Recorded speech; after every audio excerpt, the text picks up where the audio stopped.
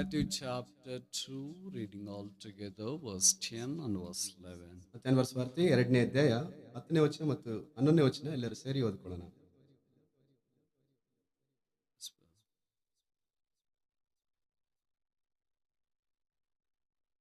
వారు ఆ నక్షత్రమును ಕಂಡು ಅತ್ಯಂತ ಸಂತೋಷಪಟ್ಟರು. ಅತ್ಯಾನಂದ ಮನೆಯೊಳಗೆ ಹೋಗಿ ಆ ಕೂಸನ್ನು ಅದರ ఇంటిలోనికి ತಾಯಿಯಾದ వచ్చి ಮರಿಯಳైన మరియను ಅದಕ್ಕೆ ಸಾಷ್ಟಾಂಗ ನಮಸ್ಕಾರ ಮಾಡಿ ತಮ್ಮ ಗಂಟುಗಳನ್ನು ಬಿಚ್ಚಿ ಅದಕ್ಕೆ ಚಿನ್ನ, ಧೂಪ, ರಕ್ತ, ಮೂಲಗಳನ್ನು ಕಾಣಿಕೆಯಾಗಿ ಕೊಟ್ಟರು. చాలా మంది చదవట్లేదు అనుకుంటా. క్రిస్మస్ అయిపోయింది, మళ్ళీ ఇది ఎందుకు అనుకుంటున్నారు. ಬಹಳಷ್ಟು ಜನ ಓದ್ತಾ ಇಲ್ಲ ಅನ್ಕೊಳ್ತೀನಿ. ಕ್ರಿಸ್ಮಸ್ ಮುಗಿದೋಗಿದೆ, ಮತ್ತೆ ಯಾಕಿದೆ ಅಂತ ಹೇಳಿ. ప్రతిరోజు క్రిస్మసే, ಪ್ರತಿದಿನವೂ ಕ್ರಿಸ್ಮಸ್ಸೇ. కనుక అందరు కలిసి బిగ్గరగా నోటితో దైవవాక్యం చదవండి. ಅದಕ್ಕಾಗಿ ಎಲ್ಲರೂ ಸೇರಿ ಗಟ್ಟಿಯಾಗಿ ಬಾಯಿಯಿಂದ ದೈವ ವಾಕ್ಯವನ್ನು ಓದ್ರಿ. వారు ఆ నక్షత్రమును చూచి ನಕ್ಷತ್ರವನ್ನು ಕಂಡು ಅತ್ಯಂತ ಸಂತೋಷಪಟ್ಟರು ಮತ್ತು ಆ ಮನೆಯೊಳಗೆ ಹೋಗಿ ಆ ಕೂಸನ್ನು ಅದರ ತಾಯಿಯಾದ ಮರಿಯಳ ಬಳಿಯಲ್ಲಿ ಕಂಡು ಅದಕ್ಕೆ ಸಾಷ್ಟಾಂಗ ನಮಸ್ಕಾರ ಮಾಡಿ ತಮ್ಮ ಗಂಟುಗಳನ್ನು ಬಿಚ್ಚಿ ಅದಕ್ಕೆ ಚಿನ್ನ, ಧೂಪ, ರಕ್ತ, ಬೋಳಗಳನ್ನು ಕಾಣಿಕೆಯಾಗಿ ಕೊಟ್ಟರು. ప్రార్థన చేస్తాం. ಪ್ರಾರ್ಥನೆ ಮಾಡಿಕೊಳ್ಳೋಣ. ప్రేమగల తండ్రి, యేసు నామమును బట్టి మీకు స్తోత్రాలు. మమ్మల్ని ప్రేమించి మా కొరక దైవ మానవుడిగా కాలము సంపూర్ణమైనప్పుడు దిగి వచ్చినందుకు స్తోత్రాలు. మీరు సశరీరుడిగా ప్రత్యక్షమవుట ఒక గొప్ప మర్మమైనందుకు స్తోత్రములు. మా వలే ఈ భూమి మీదకి వచ్చినారు, అయితే పాపరహితుడిగా జన్మించినారు, పాపముగా చేయబట్టానికి శిలువ మీదకి వెళ్ళారు, పాపం భరించినారు, పాపము నుండి విడుదల దయచేటి కొరకై పవిత్ర పుణ్య రక్తం శిలువలో చిందించినారు. మీ శిలువ యాగము కొరకై, దహన బలి కొరకై, త్యాగము కొరకై తల వంచి నమస్కరిస్తున్నాం. అది మానవ ఊహకు, జ్ఞానమునకు మించింది కనుక ఇట్టి యాగము చేయట కొరకై దైవ మానవుడిగా భూమి మీద అడుగుపెట్టినందుకు స్తోత్రములు. ఈ దినాల్లో క్రైస్తవ భక్త కోటి మీ పుట్టుకను జ్ఞాపం చేసుకుంటుండగా మేము వారితో కలిసి కొంతమంది ఈ వాక్యము చుట్టూ చేరి వచ్చి నేను గురించి ఇంకా ఎక్కువ అనుభవించున్నట్లు ఈ తరుణం అనుగ్రహించినందుకు స్తోత్రాలు. వచ్చిన వారిని బట్టి వందనములు. ఇంకెవరైనా రావలసి ఉంటే అధికమైన ఆలస్యం కలగకుండా త్వరపెట్టి తోడుకు రండి.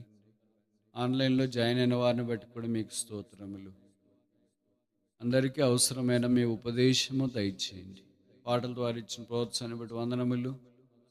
ఈ వాక్యము కూడా మాకు దయచేయమని ప్రార్థిస్తున్నాం.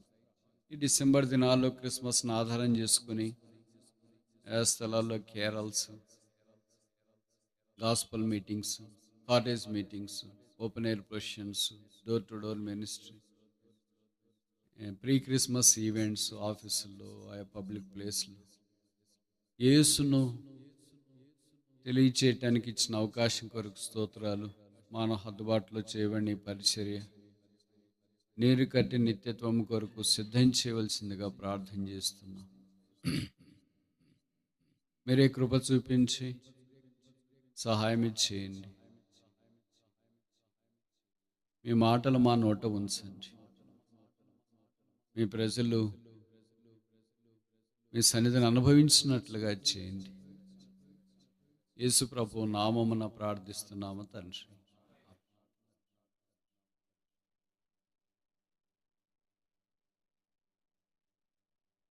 యేసు ప్రభు వారి యొక్క పుట్టుకను గురించి కొన్ని సంగతులు మనం ಪರಿಗೇರಿಕೋಟಾనికి ಆರಂಭಿಸಿನಾಂ. ನಾವು ಕರ್ತನಾದ ಯೇಸು ಕ್ರಿಸ್ತನ ಜನನದ ಕುರಿತಾಗಿ ನಾವು ಕೆಲವೊಂದು ವಿಷಯಗಳನ್ನು ತಿಳ್ಕೊಳ್ಳೋದಕ್ಕಾಗಿ ನಾವು ಪ್ರಾರಂಭ ಮಾಡ್ತಾ ಬಂದಿದ್ದೇವೆ. ఈ కొత్త నిబంధన మొదటి పుస్తకం లేదా మొదటి సువార్త అయిన మత్తయిలో యేసు ప్రభు యొక్క పుట్టుకను గురించిన సంకలనం గ్రంథస్థం చేయబడింది. ಈ ರೀತಿಯಾಗಿ ಹೊಸ ಒಡಂಬಡಿಕೆಯಲ್ಲಿ ಮತ್ತಾಯನ ಬರೆದ ಸುವಾರ್ತೆಯಲ್ಲಿ ಮೊದಲನೇ ಸುವಾರ್ತೆಯಲ್ಲಿ ಕರ್ತನಾದ ಯೇಸು ಕ್ರಿಸ್ತನ ಜನನದ ಕುರಿತಾಗಿರುವಂತಹ ಒಂದು ಸಂಕಲನವನ್ನ ಅಲ್ಲಿಂದ ಪ್ರಾರಂಭ ಮಾಡ್ತಾ ಬಂದಿದ್ದಾರೆ. క్రిస్మస్ అందరికీ మహా సంతోషకరమైంది. క్రిస్మస్ ಅನ್ನುವಂಥದ್ದು ಎಲ್ಲರಿಗೂ ಸಹ ಮಹಾ ಸಂತೋಷಕರವಾಗಿರುವಂಥದ್ದು. అలాగే లూకా భక్తుడు మనకు దైవ వర్తమానాన్ని దయచేస్తున్నాడు. ಆ ರೀತಿಯಾಗಿ ಲೂಕ ಭಕ್ತನು ನಮಗೆ ದೈವ ವರ್ತಮಾನವನ್ನ ತಿಳಿಯಪಡಿಸ್ತಾ ಇದ್ದಾನೆ. అయితే మత్తయి సువార్త 2వ అధ్యాయంలో 5 రకాలుగా క్రిస్మస్ మనుషులకు 5 types of people who had the Christmas in a different sense. ಈ ರೀತಿಯಾಗಿ ಮತ್ತಾಯನ ಬರೆದ ಸ್ವಾರ್ಥೆಯಲ್ಲಿ 5 ವಿಧವಾಗಿರುವಂತಹ ಮನುಷ್ಯರಿಗೆ ಈ ರೀತಿಯಾಗಿ ಕ್ರಿಸ್ಮಸ್ ಹಬ್ಬವನ್ನ ತಿಳಿಯಪಡಿಸಲಿಕ್ಕೆ ಇಲ್ಲಿ ಅವರು ತೋರಿಸ್ತಾ ಇದ್ದಾರೆ. అది మహా సంతోషకరమైన సువర్తమానం అందరికైనా దాన్ని అందరూ ఆ ధోరణితో స్వీకరించలేకపోయారు. ಮಹಾ ಸಂತೋಷಕರವಾಗಿರುವಂತಹ ಸಂದೇಶ ಎಲ್ಲರಿಗೂ ಆದ್ರೂ ಸಹ ಅವರು ಎಲ್ಲರೂ ಆ ರೀತಿಯಾಗಿ ಅದನ್ನ ಸ್ವೀಕರಿಸಲಿಕ್ಕೆ ಆಗ್ಲಿಲ್ಲ.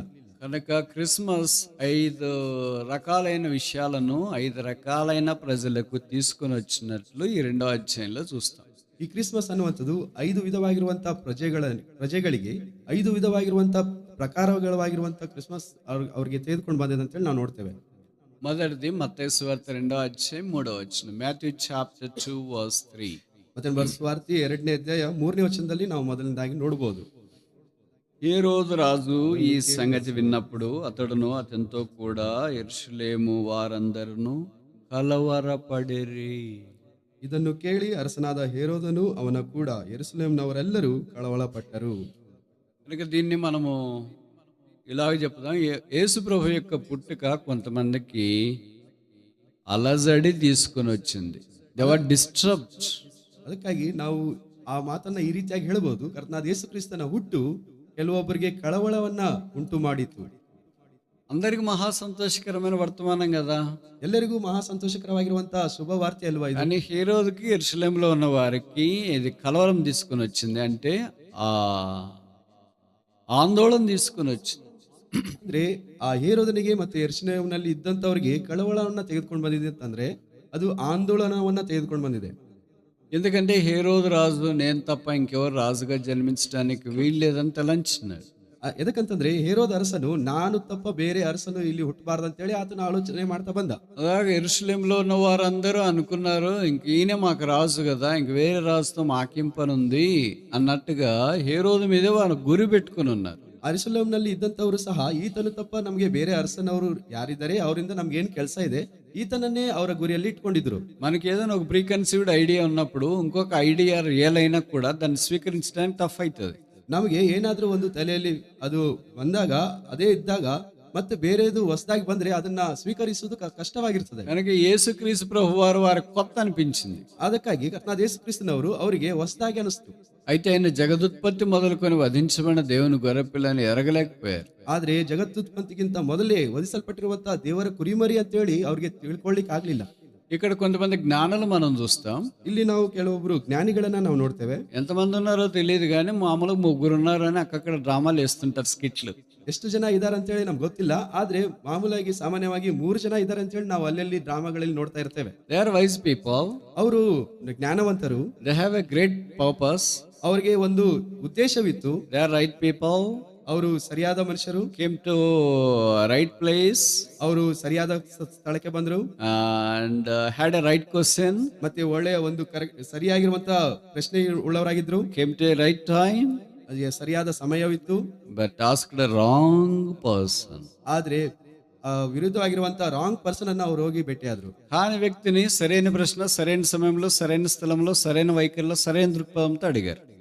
ಅಲ್ಲದ ವ್ಯಕ್ತಿಯನ್ನ ಸರಿಯಾದ ಸ್ಥಳದಲ್ಲಿ ಸರಿಯಾದ ಸಮಯಕ್ಕೆ ಸಮಯದ ಬೇಕಾಗಿರುವಂತ ಪ್ರಶ್ನೆಯನ್ನ ಅವ್ರು ಕೇಳ್ತಾ ಬಂದ್ರು. So asking the wrong person the right question at a right time with right attitude, right mind and write setup is also wrong. ಈಗ ಸರಿಯಾಗಿರುವಂತ ಪ್ರಶ್ನೆಯನ್ನ ಬೇರೆ ಆಗಿರುವಂತ ಮನುಷ್ಯನನ್ನ ಕೇಳುವುದು ಅದು ಸಹ ಸರಿಯಾಗಿರುವಂತ ಸಮಯಕ್ಕೆ ಸರಿಯಾಗಿರುವಂತ ನಡತೆಯಿಂದ ಸರಿಯಾಗಿರುವಂತ ಉದ್ದೇಶದಿಂದ ಕೇಳುವುದು ತಪ್ಪೆ. Because they have asked a wrong person. ಯಾಕಂತಂದ್ರೆ ಅವರು ಬೇರೆ ವ್ಯಕ್ತಿನ ಅಡಿಗಾರು. Is not the right person to answer this question anyway. ಅವರು ಯಾವಾಗಲೂ ಸರಿಯಾಗಿರುವಂತ ಪ್ರಶ್ನೆಯನ್ನ ಸರಿಯಾದ ವ್ಯಕ್ತಿಯನ್ನ ಕೇಳಲಿಲ್ಲ. వారు హేరోదు దగ్గరికి వచ్చి ప్రశ్న అడిగారు. ಅವರು ಹೇರೋದನ ಹತ್ರ ಬಂದು ಅವರು ಪ್ರಶ್ನೆ ಕೇಳಿದ್ದಾರೆ. దాని ద్వారా కలిగిన పోరాటము ఈ 2వ అధ్యాయంలో మనం చూస్తాం. ಅದರಿಂದ ಉಂಟಾಗಿರುವಂತ ಹೋರಾಟ ಇಲ್ಲಿ 2ನೇ ಅಧ್ಯಾಯದಲ್ಲಿ ನಾವು ನೋಡ್ತೇವೆ. So many times we think that we are wise, but we have a right purpose, right plan, right time, right attitude, but ask the right question to a wrong person. ಬಹಳಷ್ಟು ಸಲ ನಾವು ಒಂದೇ ಜ್ಞಾನಿಗಳಂತ ನಾವು ಅನ್ಕೊಳ್ತೇವೆ, ಸರಿಯಾದ ಸಮಯ ಅನ್ಕೊಳ್ತೇವೆ, ಸರಿಯಾದ ನಮಗೆ ಉದ್ದೇಶ ಇದೆ ಅಂತ ಅನ್ಕೊಳ್ತೇವೆ, ಸರಿಯಾಗಿರುವಂತ ಪ್ರಶ್ನೆ ನಮ್ಮಲ್ಲಿ ಇದೆ ಅಂತ ಅನ್ಕೊಳ್ತೇವೆ. ಆದ್ರೆ ನಾವು ಯಾರಿಗೆ ಕೇಳಬೇಕೋ ಅವರನ್ನ ಕೇಳದೆ ಬೇರೆಯವರನ್ನ ಕೇಳ್ತೇವೆ. That's also wrong. ಅದು ಸಹ ತಪ್ಪೆ. That really brings tragedy and panic in our lives. ಅದು ಸಹ ನಮ್ಮ ಜೀವನದಲ್ಲಿ ಅಲ್ಲಕಲ್ಲೋಲನ್ನ ತೆಗೆದುಕೊಂಡು ಬರ್ತದೆ. That is what the story of Christmas is, as we see in the eyes of Gospel according to Matthew chapter 2. ಈ ಕ್ರಿಸ್ಮಸ್ ಸಂದೇಶವನ್ನ ಮತ್ತೇನು ಬರೆದ ಸುವಾರ್ತೆಯಲ್ಲಿ ಮತ್ತೇನು ಬರೆದ ರೀತಿಯಲ್ಲಿ ನಾವು ನೋಡ್ತಾ ಇದ್ದೇವೆ. వారు హేరోదు రాజునొద్దకు వచ్చి, ಅವರು ಯೋರೇದನ ಅರಸನ ಹತ್ತಿರಕ್ಕೆ ಬಂದು, what is their question? ಅವರ ಪ್ರಶ್ನೆ ಏನು? Where is he that is born king of Jews? ಯಾರೇ ಯಹೂದರ ಅರಸನಾಗಿರುವಂತ ಅರಸನು ಎಲ್ಲಿ ಹುಟ್ಟಿದಾನೆ? యూదుల రాజుగా పుట్టినవాడు ఎక్కడా? ಯಹೂದರ ಅರಸನಾಗಿ ಹುಟ್ಟಿದವನು ಎಲ್ಲಿ? వాళ్ళకి జనరల్ ఇన్ఫర్మేషన్ ఉంది కదా, ಅವರಿಗೆ ಸಾಮಾನ್ಯ ಇನ್ಫಾರ್ಮೇಶನ್ ಇತ್ತಲ್ವಾ, but they want specific information. ಆದ್ರೆ ಅವರಿಗೆ ಸರಿಯಾಗಿರುವಂತ ಪ್ರಶ್ನೆಗೆ ಉತ್ತರ ಬೇಕಾಗಿರುತ್ತೆ. And the information has to be confirm. ಆ ಉತ್ತರ ಸರಿಯಾಗಿರ್ಬೇಕಂತ ಹೇಳಿ ಕನ್ಫರ್ಮ್ ಮಾಡ್ಬೇಕು. So the information has to have a confirmation. ಅವರಿಗೆ ಸಿಕ್ಕಿರುವಂತ ಮಾಹಿತಿ ಸರಿಯಾಗಿರುವಂತದ್ದಾಗಿರ್ಬೇಕಂತ ಹೇಳಿ అందుకే రాజు దగ్గరికి వాళ్ళు వచ్చినారు. ಅದಕ್ಕಾಗಿಯೇ ಈ ಅರಸನ ಹತ್ರ ಅವ್ರು ಬಂದಿದ್ರು. కొత్త నిబంధనలో మొదటి ప్రశ్న ఇదే. ಹೊಸ ಒಡಂಬಡಿಕೆಯಲ್ಲಿ ಮೊದಲನೇ ಪ್ರಶ್ನೆ ಇದೆ. మీకు తెలుసు కదా బైబిల్ ఎన్ని ప్రశ్నలు ఉన్నాయి? ನಿಮಗೆ ಗೊತ್ತಿದೆಯಲ್ಲ ಬೈಬಲ್ ನಲ್ಲಿ ಎಷ್ಟು ಪ್ರಶ್ನೆಗಳಿವೆ? కొత్త నిబంధనలో ఎన్ని ప్రశ్నలు ఉన్నాయి? ಹೊಸ ಒಡಂಬಡಿಕೆಯಲ್ಲಿ ಎಷ್ಟು ಪ್ರಶ್ನೆಗಳಿವೆ? మొదటి ప్రశ్న ఏంటి? ಮೊದಲನೇ ಪ್ರಶ್ನೆ ಏನು? ఆఖరి ప్రశ్న ఏంటి? ಕೊನೆಯ ಪ್ರಶ್ನೆ ಏನು? జ్ఞానాలకి ఏమొస్తుంది? ಜ್ಞಾನಕ್ಕೆ ಏನು ಬರ್ತದೆ? ప్రశ్నలు వస్తాయి. ಪ್ರಶ್ನೆ ಬರ್ತದೆ. జ్ఞానం కాని వాళ్ళకి ఏమొస్తుంది? ಜ್ಞಾನ ಇಲ್ಲದಂತವ್ರಿಗೆ ಏನು ಬರ್ತದೆ? ఉండేది కూడా పోతుంది. ಇದ್ದುದು ಸಹ ಹೋಗ್ತದೆ. ప్రశ్న సరైన ప్రశ్న రావాలి కానీ సరిగాని ప్రశ్న రాకూడదు. దేవుడు ఎక్కడ ఉన్నాడు అనే ప్రశ్న రాకూడదు. ಸರಿಯಾಗಿರುವಂತ ಪ್ರಶ್ನೆ అది ఫరో యొక్క ప్రశ్న, హూ ఇస్ యెహోవా? ಅದಕ್ಕಾಗಿ ಸರಿಯಾಗಿರುವಂತ ಪ್ರಶ್ನೆ ಸರಿಯಾಗಿರುವಂತ ಮನುಷ್ಯರಿಗೆ ಬರಬೇಕು. ಸರಿಯಾಗಿರೋದಂತ ಪ್ರಶ್ನೆ ಅಂತ ಯಾರಿಗೆ ಬರ್ತದೆ ಅಂತಂದ್ರೆ ಫರೋ ಅಂತವ್ರಿಗೆ ಬರ್ತದೆ. ಆತನ ಕೇಳ್ತಾ ಬಂದ್ರ ಯಾರು ಯೆಹೋವನ್ ಅಂತ ಹೇಳಿ. ಯೆಹೋವಾ ఎవడు? ಯೆಹೋವನು ಯಾರು? That's a wrong question. ಅದು ತಪ್ಪಾದ ಪ್ರಶ್ನೆ. ಬಟ್ ಜ್ಞಾನದ ಪ್ರಶ್ನೆ ఏంటి? ಆದ್ರೆ ಜ್ಞಾನಿಗಳ ಪ್ರಶ್ನೆ ಏನು? Where is he that is Born the king of juice? ಯಹೂದ್ಯರ ಅರಸನಾಗಿ ಹುಟ್ಟಿದವನು ಎಲ್ಲಿದ್ದಾನೆ? మనకి ఇలాంటి ప్రశ్నలు ఏమైనా ఉన్నాయా? ನಮಗೆ ಇಂಥ ಪ್ರಶ್ನೆಗಳು ಏನಾವ ಇದಾವ? నాకు తెలిసి అది లేదు ఇది లేదు అనుకుంటా. ನನಗೆ ಗೊತ್ತಿದೆ ಅದು ಇಲ್ಲ ಇದು ಇಲ್ಲ. సరే మన జ్ఞానలా అజ్ఞానలా? ನಾವು ಜ್ಞಾನಿಗಳ ಅಜ್ಞಾನಿಗಳ? సగం, ಅರ್ಧ. ఆదివారం జ్ఞానులు, సోమవారం నుండి శనివారం దాకా డాష్. ಆದಿವಾರ ಜ್ಞಾನಿಗಳು, ಸೋಮವಾರದಿಂದ ಶನಿವಾರದವರೆಗೂ ಡ್ಯಾಶ್. సో దాదాపు 1028 ప్రశ్నలు కొత్త నిబంధనలో ఉన్నాయి. ಸುಮಾರು 28 ಪ್ರಶ್ನೆಗಳು ಹೊಸ ಒಡಂಬಡಿಕೆಯಲ್ಲಿವೆ. 1028. 1028 ಪ್ರಶ್ನೆಗಳು. And this is the first question mentioned in New Testament. ಇದು ಮೊದಲನೇ ಪ್ರಶ್ನೆ ಹೊಸ ಒಡಂಬಡಿಕೆಯಲ್ಲಿ. ఇది జ్ఞానుల నోట్లో నుండి బయటకు వచ్చింది. ಇದು జ్ఞಾನಿಗಳ ಬಾಯಿಂದ ಹೊರಗಡೆ ಬಂತು. రాజుకు బయటకు వచ్చింది. ಅರಸನಿಗೆ రాజ సంస్థానములో వచ్చింది. ರಾಜ ಸಂಸ್ಥಾನದಲ್ಲಿ ಬಂತು. ఈ ప్రశ్న జవాబు కూడా తీసుకొని వచ్చింది. ಈ ಪ್ರಶ್ನೆ ಉತ್ತರನು ಸಹ ತೆಗೆದುಕೊಂಡು ಬಂದಿದೆ. కనుక ఈ ప్రశ్న వారిలో అలజడి, ఆందోళన తీసుకొని వచ్చింది. ಈ ಪ್ರಶ್ನೆ ಅವರಲ್ಲಿ ಕಳವಳ, ಆಂದೋಲನವನ್ನ ತೆಗೆದುಕೊಂಡು ಬಂದಿದೆ. This question looks to be very simple, but it has caused trouble in the heart of a king and the people of Jerusalem. ಈ ಪ್ರಶ್ನೆ ನೋಡ್ಲಿಕ್ಕೆ ಎಷ್ಟು ಸಾಮಾನ್ಯವಾಗಿ ಕಾಣಿಸ್ತಾ ಇದೆ, ಆದ್ರೆ ಇದು ಯಹೂದ್ಯರ ಅರಸನಾಗಿರುವಂತರು ಮತ್ತೆ ಯೆರೂಸಲೇಮಿನಲ್ಲಿ ಇದ್ದವರನ್ನ ಕಳವಳ ಪಡಿಸ್ತಾ ಬಂತು. కొన్నిసార్లు బైబిల్లో ప్రశ్నలు అలాగే ఉంటాయి. ಕೆಲವೊಂದ್ಸಲ ಬೈಬಲ್ ನಲ್ಲಿ ಇರುವಂತಹ ಪ್ರಶ್ನೆಗಳು ಅದೇ ರೀತಿಯಲ್ಲಿ ಇರ್ತವೆ. Is the Christmas bringing trouble to you? ಈ ಕ್ರಿಸ್ಮಸ್ ನಿಮ್ಗೆ ಕಳವಳನೆ ತೆಗೆದುಕೊಂಡು ಬರ್ತಾ ಇದೆಯಾ? కలవరం తీసుకొని వచ్చిందే? ಕಳವಳವನ್ನ ತೆಗೆದುಕೊಂಡು ಬಂದಿದೆಯಾ? నీకు ఇలాంటి ప్రశ్న వల్ల కలవరం రాకపోవచ్చు. ನಿನಗೆ ಇಂಥ ಪ್ರಶ್ನೆಯಿಂದ ಕಳವಳ ಬರದೇ ಇರಬಹುದು. వేరే వేరే రకరకాల కారణాలను బట్టి కలవరం ఉండొచ్చు. ಬೇರೆ ಬೇರೆ ವಿಧವಿಧವಾಗಿರುವಂತಹ ಕಾರಣಗಳಿಂದ ನಿಮಗೆ ಪ್ರಶ್ನೆ. మా నాయన నన్ను పుట్టింటికి పంపిలేదు, ನನ್ನ ತಂದೆ ನನ್ನ ಹುಟ್ಟು ಮನೆಗೆ ಕಳಿಸ್ಲಿಲ್ಲ, మా బంధువులు రానిలేదు, ನನ್ನ ಬಂಧುಗಳು ಬರ್ಲಿಕ್ಕೆ నాకు నచ్చిన బట్టలు పెట్టలేదు, ನನಗೆ ಬಟ್ಟೆಗಳು ಕೊಳ್ಳಿಲ್ಲ. Trouble in different perspective. ನಾವು ಬೇರೆ ಬೇರೆ ವಿಧಗಳಲ್ಲಿ ಕಳವಳಗೊಳ್ತಾ ಇದ್ದೇವೆ. వేరే రకమైన ఆందోళన, ಬೇರೆ ವಿಧವಾಗಿರುವಂತಹ ಆಂದೋಲನ, వేరే రకమైన కలవరం. ಬೇರೆ ವಿಧವಾಗಿರುವಂತಹ బట్ కలవరం ఈస్ ఆల్సో దేర్. ఎందుకు వచ్చిందా ఈ పండగ అనే కలవరం వాళ్ళకి వచ్చి? ಯಾಕೆ ಬಂತಪ್ಪ ಈ ಹಬ್ಬ ಅನ್ನುವಂತ ಕಳವಳ ಅವ್ರಿಗೆ ಬಂತು. This is the spirit of Herod. ಇದು ಹೇರೋದನ ಒಂದು ಆತ್ಮ.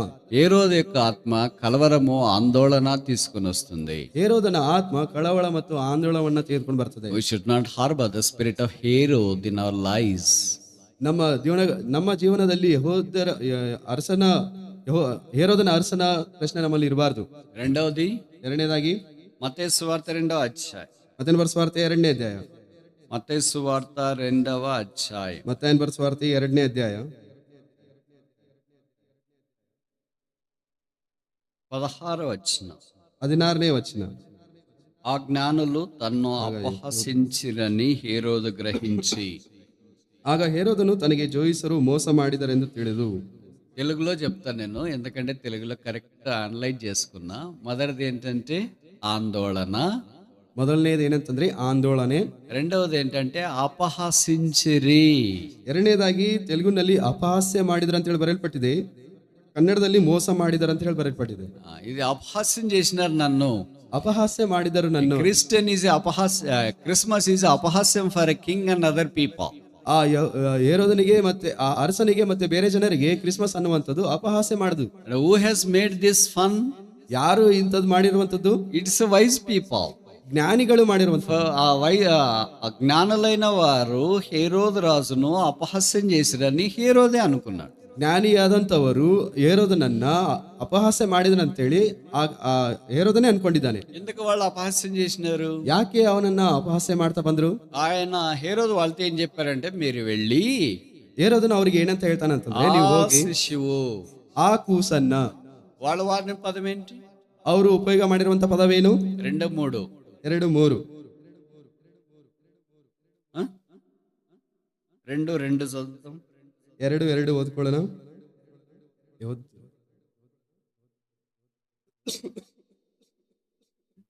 తూర్పు దేశపు జ్ఞానులు యెరూషలేమునకు వచ్చి, యూదుల రాజుగా పుట్టిన వాడెక్కడ ఉన్నాడు? వాళ్ళు వాడిన పదం కదా.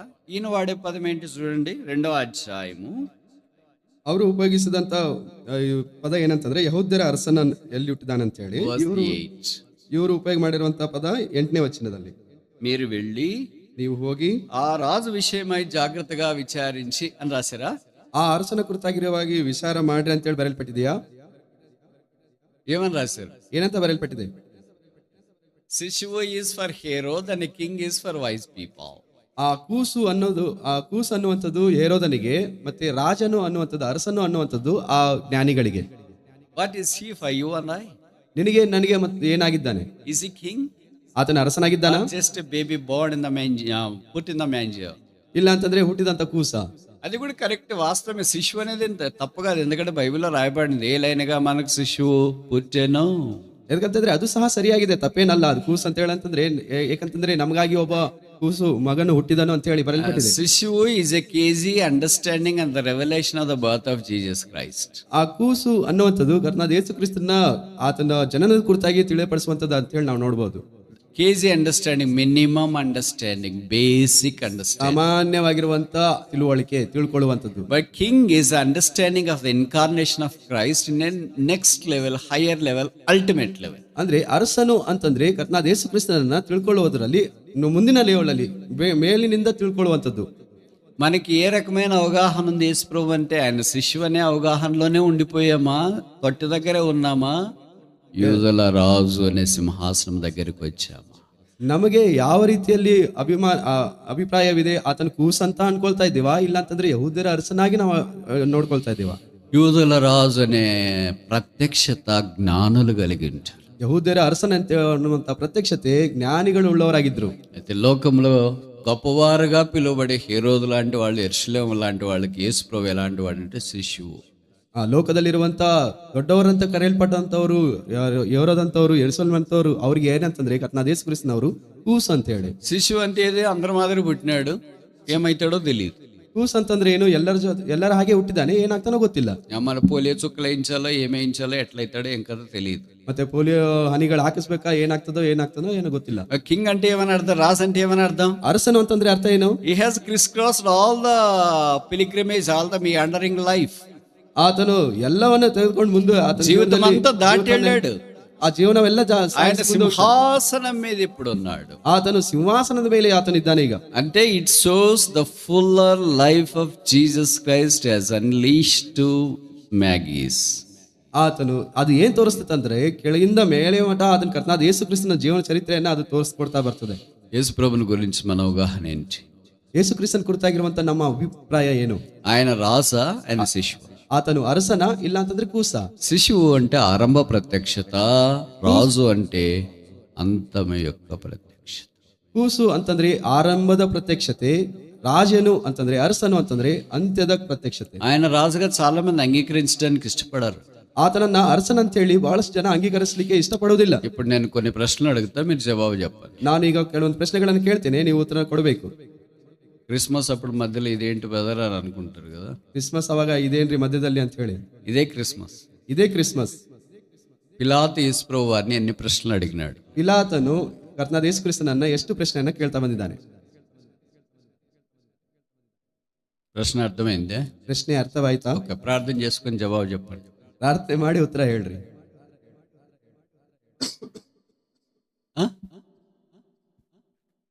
ఎన్ని ప్రశ్నలు అడిగినాడు? క్వశ్చన్ పేపర్ సరిగా అర్థం చేసుకోండి. ఏంటంటే 2, 3, 4, 5, 10 అని చెప్పాలి, కానీ పేర్లు చెప్తారు ఏంటి? ఎంత తేలికైన క్వశ్చన్ పేపర్, కాంప్లికేటెడ్ రాసి ఎందుకు ఫీల్ కావాలా? ಪ್ರಶ್ನೆ ಕೇಳಿರುವಂತದ್ದು ಎಷ್ಟು ಪ್ರಶ್ನೆ ಪಿಲಾತನು ಕೇಳಿದನಂತ ಹೇಳಿ. 3 ఇన్కరెక్ట్. ఒకటి చెప్తే అయిపోద్ది కదా, 100 దాకా.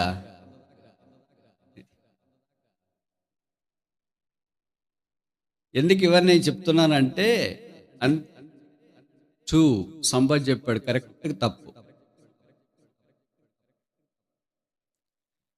అంటే మీరు బైబిల్ చదవట్లేదు అని దీన్ని బట్టి అర్థమవుతుంది కదా. క్రిస్మస్ పండుగలోనే నిమగ్నం అయిపోయింది. గుడ్ ఫ్రైడేకి చదవరు, ఈస్టర్కి చదవరు, క్రిస్మస్కి చదవరు, లెంట్ డేస్కి చదవరు, వాచ్ నైట్ సర్వీస్కి చదవరు, ఎప్పుడు చదవరు. బైబిల్ మాత్రం దగ్గర ఉంటుంది. ಬೈಬಲ್ ಮಾತ್ರ ಹತ್ರನೇ ಇರ್ತದೆ. ನಾವು ಕ್ರಿಸ್ಮಸ್ಗೆ ಓದೋದಿಲ್ಲ, ಗುಡ್ ಫ್ರೈಡೆಗೆ ಹೋಗೋದಿಲ್ಲ, ಲೆಂಟ್ ಡೇಸ್ ನಲ್ಲಿ ಓದೋದಿಲ್ಲ, ಯಾವಾಗಲೂ ಸಹ ವಾಚ್ ನೈಟ್ ಸರ್ವಿಸ್ಗೂ ಓದೋದಿಲ್ಲ. ಬೈಬಲ್ ಮಾತ್ರ ನಮ್ಮ ಹತ್ರನೇ ಇರ್ತದೆ, సంచిలోనే ఉంటుంది, ಬ್ಯಾಗ್ಗಳಲ್ಲೇ ಇರ್ತದೆ, పక్కనే ఉంటుంది, ಪಕ್ಕಳಲ್ಲೇ ಇರ್ತದೆ, బట్ ఓదోదిಲ್ಲ. 5 ప్రశ్నలు అడిగినాడు. 5 ప్రశ్ನೆ ಕೇಳಿದ್ರು. దాంట్లో ఒక ప్రశ్న ఏంటంటే, ಅದರಲ್ಲಿ ಒಂದು ಪ್ರಶ್ನೆ ಏನಂತಂದ್ರೆ, నేను చెప్పేది మళ్ళీ మీరు తప్పు అనుకుంటారేమో. జాన్ చాప్టర్ 17:18, యోహాను సువార్త, యోహాను బರೆದ ಸುವಾರ್ತೆ 18వ అధ్యాయము 18ನೇ ಅಧ್ಯಾಯ verse 33, 33ನೇ ವಚನ. పిలాతు తిరిగి అధికార మందిరములో ప్రవేశించి యేసును పిలిపించి, యూదుల రాజు నీవేనా అని ఆయన అడగగా, ಆಗ ಪಿಲಾತನು ತಿರುಗಿ ಅರಮನೆಯೊಳಕ್ಕೆ ಹೋಗಿ ಯೇಸುವನ್ನು ಕರೆದು ಆತನನ್ನು, ನೀನು ಯಹೂದ್ಯರ ಅರಸನು ಹೌದು ಎಂದು ಕೇಳಿದನು. Are thou king of Jews? ನೀನು యహూద్యರ అరసనో? అప్పుడు యేసుప్రభు కరెక్ట్ చెప్పారు. అసలు నీకు ఈ కాన్సెప్ట్ ఎక్కడి నుండి వచ్చింది అని ఎవరైనా చెప్పినారా? నీకే తెలిసిందే అని నేను అడిగింది కదా. యేసుప్రభు అన్నాడు ఆ మాట. అసలు ఈ కాన్సెప్ట్ నీకు ఎక్కడ వచ్చింది? ఎవరని చెప్పినారా? చెప్పింది విన్నావా, లేకపోతే నీకే వచ్చిందే? ಅಲ್ಲಿ ಕರ್ನಾದ ಯೇಸು ಕ್ರಿಸ್ತನ ಕೇಳಿರ್ಬೋದಾಗಿತ್ತು. ಅದು ನಿನಗೆ ಇದು ಕಾನ್ಸೆಪ್ಟ್ ನಿನಗೆ ಬಂತ, ಇಲ್ಲ ಬೇರೆ ಯಾರಾದ್ರೂ ಹೇಳಿದ್ರ ಅಂತ ಹೇಳಿ. ఆయన కూడా ఎంత తెలివైనడు అంటే, బహుశా హాస్పిటేమో, అందుకే ఆ ప్రశ్నకు జవాబు చెప్పకుండా వేరే చెప్పినాడు. మీ ప్రజలందరూ నిన్ను అప్పగించేసారు, మరి ఏం చేయమంటావు, నువ్వేం చేసేవాళ్ళకి అన్నాడు. ಅದಕ್ಕಾಗಿ ಆತನು ಸಹ ಜ್ಞಾನವಂತನೇ. ಆತನ ಕೇಳ್ತಾ ಬಂದಿದ್ದ, ನಿನ್ನ ಪ್ರಜೆಗಳು ನಿನ್ನ ಒಪ್ಪಿಸ್ಬಿಡ್ಬೇಕಂತ ಕೇಳ್ತಾ ಬಂದಿದ್ದಾರೆ, ನೀನೇನ್ ಹೇಳ್ತೀಯ ಅಂತ ಕೇಳ್ತಾ ಬಂದನು. Are thou king of Jews? ನೀನು ಯಹೂದ್ಯರ ಅರಸನೋ? నీవు యూదుల రాజువా? ನೀನು యహూద్యರ అరసనో? అవును, నీవు అన్నట్టే. ಹೌದು, ನೀನು ಅನ್ನಷ್ಟೇ. అందుకే మీకు తెలుసు కదా, ఈ మత్తయి సువార్త 2వ అధ్యాయం 2వ వచనంలో, where is he that is Born king of juice? యూదుల రాజుగా పుట్టిన వాడు ఎక్కడనే దానికి జవాబు యేసుక్రీస్తు ప్రభు వారు చనిపోయిన, సిలువ వేయబడిన తర్వాత ఆయన సిలువ పైన పై విలాసం రాసినారు, నజరేయుడనే యేసు యూదులకు. ಅದಕ್ಕಾಗಿ ಇಲ್ಲಿ ಮತ್ತೇನು ಬರೆದ ಸುವಾರ್ತೆ 2ನೇ ಅಧ್ಯಾಯದಲ್ಲಿ 2ನೇ ವಚನದಲ್ಲಿ, ಯಹೂದ್ಯರ ಅರಸನಾಗಿ ಹುಟ್ಟಿದವನು ಎಲ್ಲಿದ್ದಾನೆ ಅನ್ನುವಂಥ ಪ್ರಶ್ನೆಗೆ ಇಲ್ಲಿ ಕರ್ತನಾದ ಯೇಸು ಕ್ರಿಸ್ತನನ್ನ ಶಿಲುಬೆಗೆ ಹಾಕಿದಾಗ ಅಲ್ಲಿ ಮೇಲೆ ಬರೆಯಲ್ಪಟ್ಟಿರುವಂತ ನೋಡುವುದಾದ್ರೆ, ನಜರೇತನಾಗಿರುವಂತ ಯೇಸು ಯಹೂದ್ಯರ ಅರಸನ ಅಂತೇಳಿ ಅಲ್ಲಿ ಬರೆಯಲ್ಪಟ್ಟಿದ್ದು. ಇದಕ್ಕೆ ಪ್ರಶ್ನೆ ಅಲ್ಲಿ ಉತ್ತರ ಸಿಕ್ತು. ఇప్పుడు శిశువు అనే వ్యక్తిని పశువుల తొట్టిలో చూస్తున్నాం. ಈಗ ಕೂಸು ಅನ್ನುವಂತ ವ್ಯಕ್ತಿಯನ್ನ ಆ ಪಶುಗಳ ತೊಟ್ಟಿಯಲ್ಲಿ ನಾವು ನೋಡ್ತಾ ಇದ್ದೇವೆ. యూదుల రాజుని యేసును సిలువ మీద చూస్తాం. ಯಹೂದ್ಯರ ಅರಸನನ್ನ ಶಿಲುಬೆ ಮೇಲೆ ನೋಡ್ತಾ ಇದ್ದೇವೆ. What is this Christmas for you and I? Is it just manger or is it cross? ಇದು ನಿನಗೆ ನನಗೆ ಈ ಕ್ರಿಸ್ಮಸ್ ಅನ್ನುವಂಥದ್ದು ಏನಾಗಿದೆ ಇದೆಯೋ, ಅಥವಾ ಕೂಸಾಗಿದೆಯಾ, ಇಲ್ಲ ಅಂತಂದ್ರೆ ಇದು ಶಿಲುಬೆ ಆಗಿದೆಯಾ? జ్ఞానులకు ఇది సిలువ, ಜ್ಞಾನಿಗಳಿಗೆ ಇದು ಶಿಲುಬೆ, హేరోదుకు ఇది పశువుల తొట్టి, ಹೇರೋದನಿಗೆ ಇದು ಪಶುಗಳ ತೊಟ್ಟಿ. మరి మన సంగతి ఏంటి? ನಮ್ಮ ವಿಷಯ ಏನು? అపహాస్యం చేసిరని హేరోదు గ్రహించి, ಅಪಹಾಸ್ಯ ಮಾಡಿದ್ರ ಅಂತ ಹೇಳಿ ಹೇರೋದನ್ನು ತಿಳಿದುಕೊಂಡು, వాళ్ళేమో అపహాస్యం చేయలేదు, ಅವರು ಅಪಹಾಸ್ಯ ಮಾಡ್ಬೇಕಂತೇಳಿ ಅವರು ಮಾಡ್ಲಿಲ್ಲ. వారు దేవుని ద్వారా స్వప్నమందు బోధించబడి, చూడండి మాట, ನೋಡ್ರಿ ಆ ಮಾತು, ಅವರು ದೇವರ ಮೂಲಕ ಸ್ವಪ್ನದಲ್ಲಿ ಬೋಧಿಸಲ್ಪಟ್ಟು 12వ వచనము 12ನೇ ವಚನದಲ್ಲಿ దేవుని చేత బోధించబడుట. ದೇವರಲ್ಲಿ ಅವರು ಬೋಧನೆ ಕೊಟ್ಟು, గట్టిగా చదువు, ఎందుకంటే అది ఇంపార్టెంట్. దేవుని ద్వారా బోధించబడ్డ, ದೇವರ ಮೂಲಕ ಬೋಧಿಸಲ್ಪಡುವಂಥದ್ದು, బీయింగ్ టాట్ బై గాడ్. ಅವರು ದೇವರಿಂದ ಬೋಧಿಸಲ್ಪಟ್ಟಂತ. దేవుని ద్వారా బోధించబడితే ఏం జరుగుతుంది? ದೇವರ ಮೂಲಕ ಬೋಧಿಸಲ್ಪಟ್ಟಾಗ ಏನಾಗ್ತದೆ? జవాబు ఇక్కడే రాశారు, 12వ వచనం ఆఖరి వరుస. ಆ ಉತ್ತರ ಸಹ ಅಲ್ಲೇ ಬರೆಯಲ್ಪಟ್ಟಿದೆ, 12ನೇ ವಚನ ಕೊನೆಯ ಭಾಗ. మరి ఒక మార్గమున వెళ్ళిరి. ಅವರು ಮತ್ತೊಂದು ದಾರಿಯಿಂದ ತಮ್ಮ ದೇಶಕ್ಕೆ ಹೊರಟು ఇంతకు ಹೋದರು. ముందు వచ్చిన దారి ಮೊದಲು ಬಂದಿರುವಂತ ದಾರಿ ಏನು? హేరోదు దారి. ಹೇರೋದನ ದಾರಿ. ఇప్పుడు వెళ్ళే దారి ಈಗ ಹೋಗ್ತಿರುವಂತ ದಾರಿ దేవుని దారి. ದೇವರ ದಾರಿ. మందిరం కిందకి రమ్మంటాం, ಮಂದಿರಕ್ಕೆ ಯಾಕೆ ಬರ್ಬೇಕು ಅಂತ ಹೇಳ್ತೇವೆ? చెప్పడండి. ಹೇಳಿರಿ. ఎక్కువ కానుకలు రావాలనే, మందిరం నిండాలనే, ఎందుకు మందిరం రమ్మంటాం? ಕಾಣಿಕೆಗಳು ಹೆಚ್ಚು ಬರ್ಬೇಕಂತ ಹೇಳ, ಇಲ್ಲ ಮಂದಿರ ತುಂಬ దేవుని ద్వారా బోధించబడాలని. ದೇವರ ಮೂಲಕ ಬೋಧಿಸಲ್ಪಡ್ಬೇಕಂತ ಹೇಳಿ. బోధించబడితే ఏం జరుగుతుంది? ಬೋಧಿಸಲ್ಪಟ್ಟಾಗ ಏನಾಗ್ತದೆ? ఇంతకు ముందు ఏ మార్గంలో మనం వెళ్తున్నామో, ಇದಕ್ಕಿಂತ ಮೊದಲು ಯಾವ ಮಾರ್ಗದಲ್ಲಿ లోక మార్గము, హేరోదు మార్గము, కలవర మార్గము, ఆందోళన మార్గం విడిచి దైవ మార్గములో వెళ్ళే అవకాశం. ಲೋಕದ ಮಾರ್ಗದಲ್ಲಿ, ಹೇರೋದನ ಮಾರ್ಗದಲ್ಲಿ, ಕಳವಳದ ಮಾರ್ಗದಲ್ಲಿ ಎಲ್ಲ ಬಿಟ್ಟು ದೈವ ಮಾರ್ಗದಲ್ಲಿ ನಾವು ಹೋಗ್ತಾ ಇದ್ದೇವೆ. అందుకనే దేవుని యొక్క వాక్యం వినడానికి రండి రండి రండి రండి అని ఆహ్వానిస్తుంది. ಅದಕ್ಕಾಗಿಯೇ ದೇವರ ವಾಕ್ಯವನ್ನು ಕೇಳುವುದಕ್ಕಾಗಿ ಬನ್ನಿರಿ ಬನ್ನಿರಿ ಬನ್ನಿರಿ ಅಂತ ಹೇಳಿ ಆಹ್ವಾನಿಸ್ತಾ ಇರ್ತಾರೆ. ఇప్పుడు జ్ఞానులు ఎవరు అంటే, ಈಗ ಜ್ಞಾನಿಗಳು ಯಾರಂತಂದ್ರೆ, జ్ఞానులకు చాలా నిర్వచనాలు ఉన్నాయి, రేపు కొన్ని చెప్తా, ఈ రోజు కొన్ని చెప్తా. ಜ್ಞಾನಿಗಳಿಗೆ ಬಹಳಷ್ಟು ನಿರೂಪಣೆಗಳಿವೆ, ನಾನು ನಾಳೆ ಹೇಳ್ತೀನಿ, ಇವತ್ತು ಸ್ವಲ್ಪ ಹೇಳ್ತೇನೆ. జ్ఞాని అంటే మొదటి సంగతి, యేసును పశువుల తొట్టిలో కాకుండా, ఇంటిల్లో కాకుండా శిలువ మీద చూచే వ్యక్తి. ಜ್ಞಾನಿ ಅಂತಂದ್ರೆ ಕರ್ತನಾದ ಯೇಸು ಕ್ರಿಸ್ತನನ್ನ ಪಶುಗಳ ಗೋದಿಯಲ್ಲಿ ನೋಡದೆ, ಮನೆಯಲ್ಲಿ ನೋಡದೆ, ಶಿಲುಬೆ ಮೇಲೆ ನೋಡುವಂತ ವ್ಯಕ್ತಿ. రెండవది జ్ఞాని అని అంటే దేవుని ద్వారా బోధించబడే వ్యక్తి. ಎರಡನೇದಾಗಿ ಜ್ಞಾನಿ ಅಂತಂದ್ರೆ ದೇವರ ಮೂಲಕ ಬೋಧಿಸಲ್ಪಡುವಂತ ವ್ಯಕ್ತಿ. అజ్ఞాని అంటే అర్థమేంటి? ಅಜ್ಞಾನಿ ಅಂತಂದ್ರೆ ಅರ್ಥವೇನು? ఆపోజిట్ చెప్పండి. ವಿರುದ್ಧ ಪದ ಹೇಳ್ರಿ.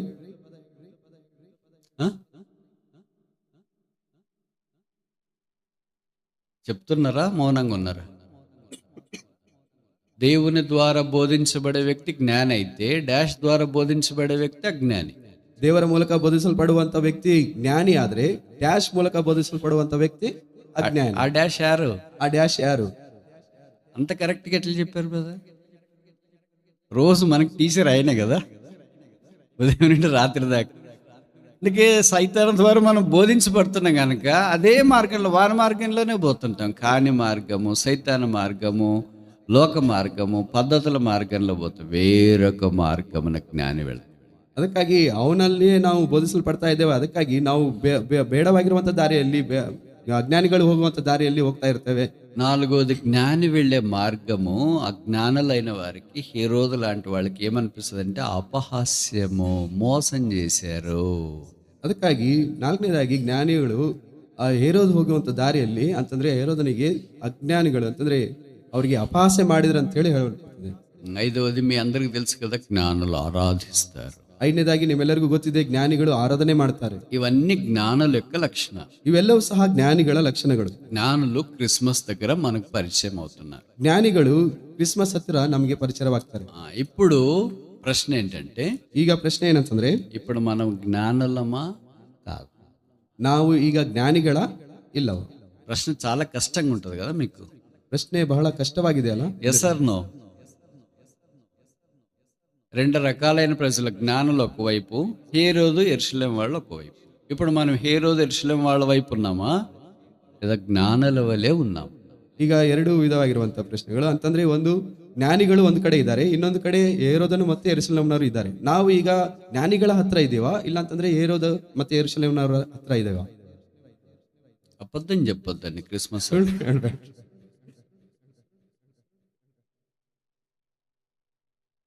మరి ఇవన్నీ చేయాలి కదా జ్ఞానులు అంటే. జ్ఞానులు అంటే హేరోదు రాజు దగ్గరికి రాగలగాలి కదా, హేరోదు రాజుని ప్రశ్నించగలగాలి కదా, హేరోదు రాజు జవాబు తెచ్చుకోవాలి కదా. రాజుని ఎదిరించాలంట సన్నబన్న విషయం కాదు. ఎస్తేర్ లాంటి వాళ్ళు మాత్రమే చేయగలరు, అబ్రహాం లాంటి వాళ్ళు చేయగలరు, దావీదు లాంటి వాళ్ళు చేయగలరు, అందరూ శద్రక మేషక్ అబద్నిగోలే చేయగలరు, దానియేలు లాంటి వాళ్ళే రాజుని ఎదిరించగలరు. అంత సన్నబన్న మనలాంటి వాళ్ళు రాజు దాకా అవసరం లేదు, బల్లి ఎలక ఇది ఉంటే చాలు. ನಮ್ಮಂತವರು ರಾಜನನ್ನ ಅರಸನನ್ನಾಗಿ ಅವು ಕೇಳೋದಕ್ಕಾಗೋದಿಲ್ಲ. ಅಬ್ರಾಹ್ಮನಂತವರು ಮತ್ತೆ ಎಸ್ತೇರನಂತವರು ಮತ್ತೆ ಡ್ಯಾನಿಯಲ್ ಮತ್ತೆ ಅಬೇದ್ನೆಗೋ ಅಂತವ್ರು ಇಂಥವ್ರು ಆ ರಾಜರನ್ನ ಎದುರಿಸಿ ಪ್ರಶ್ನೆಯನ್ನ ಕೇಳುವವರಾಗಿರ್ತಾರೆ. అందుకని మీకు తెలుసు కదా దానియేలు జ్ఞానే అజ్ఞానే, ಅದಕ್ಕಾಗಿ ನಿಮ್ಗೆ ಗೊತ್ತಿದೆ ದಾನಿಯೇಲು ಜ್ಞಾನಿನ ಅಥವಾ ಅಜ್ಞಾನಿನ. అది ఇప్పుడు కరెక్ట్ చెప్పారు. షద్రక్ మేషక్ అబేద్నెగోల జ్ఞానే అజ్ఞానుల? జ్ఞానులు. ఇప్పుడు చెప్పండి, మనం జ్ఞానులా కాదా? ಈಗ ಹೇಳ್ರಿ, ನಾವು ಜ್ಞಾನಿಗಳ ಅಜ್ಞಾನಿಗಳ? అబద్ధం చెప్పదు. పండుగ చేసుకుని అబద్ధం చెప్తే ఏమన్నా విలువ ఉందే?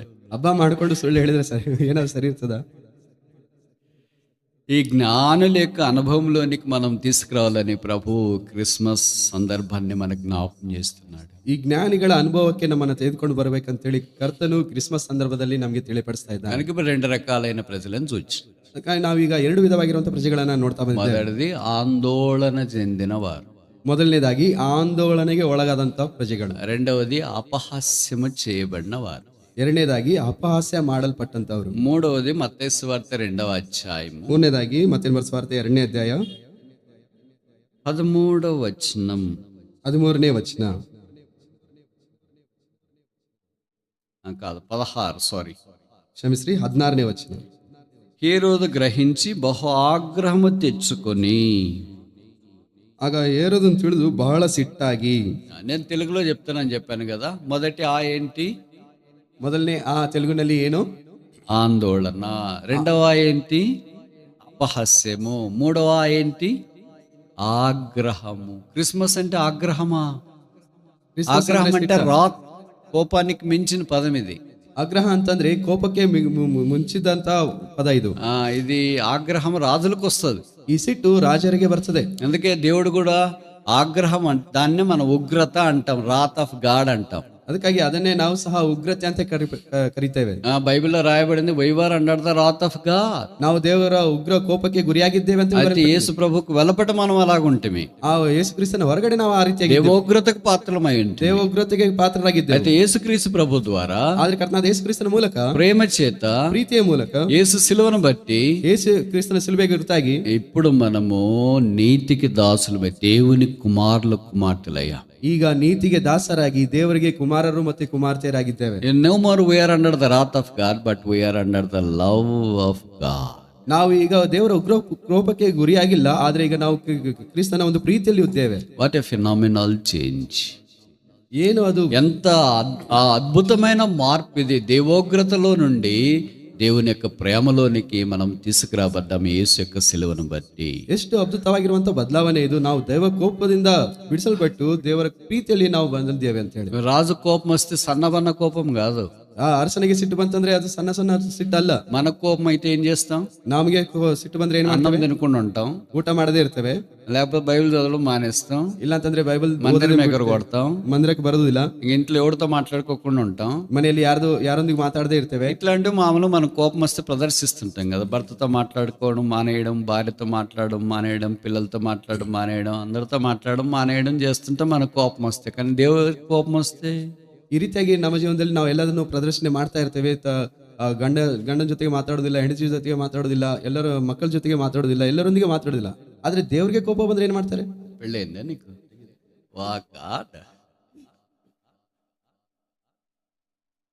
సో నువ్వేం చేస్తావు కోపం వస్తే?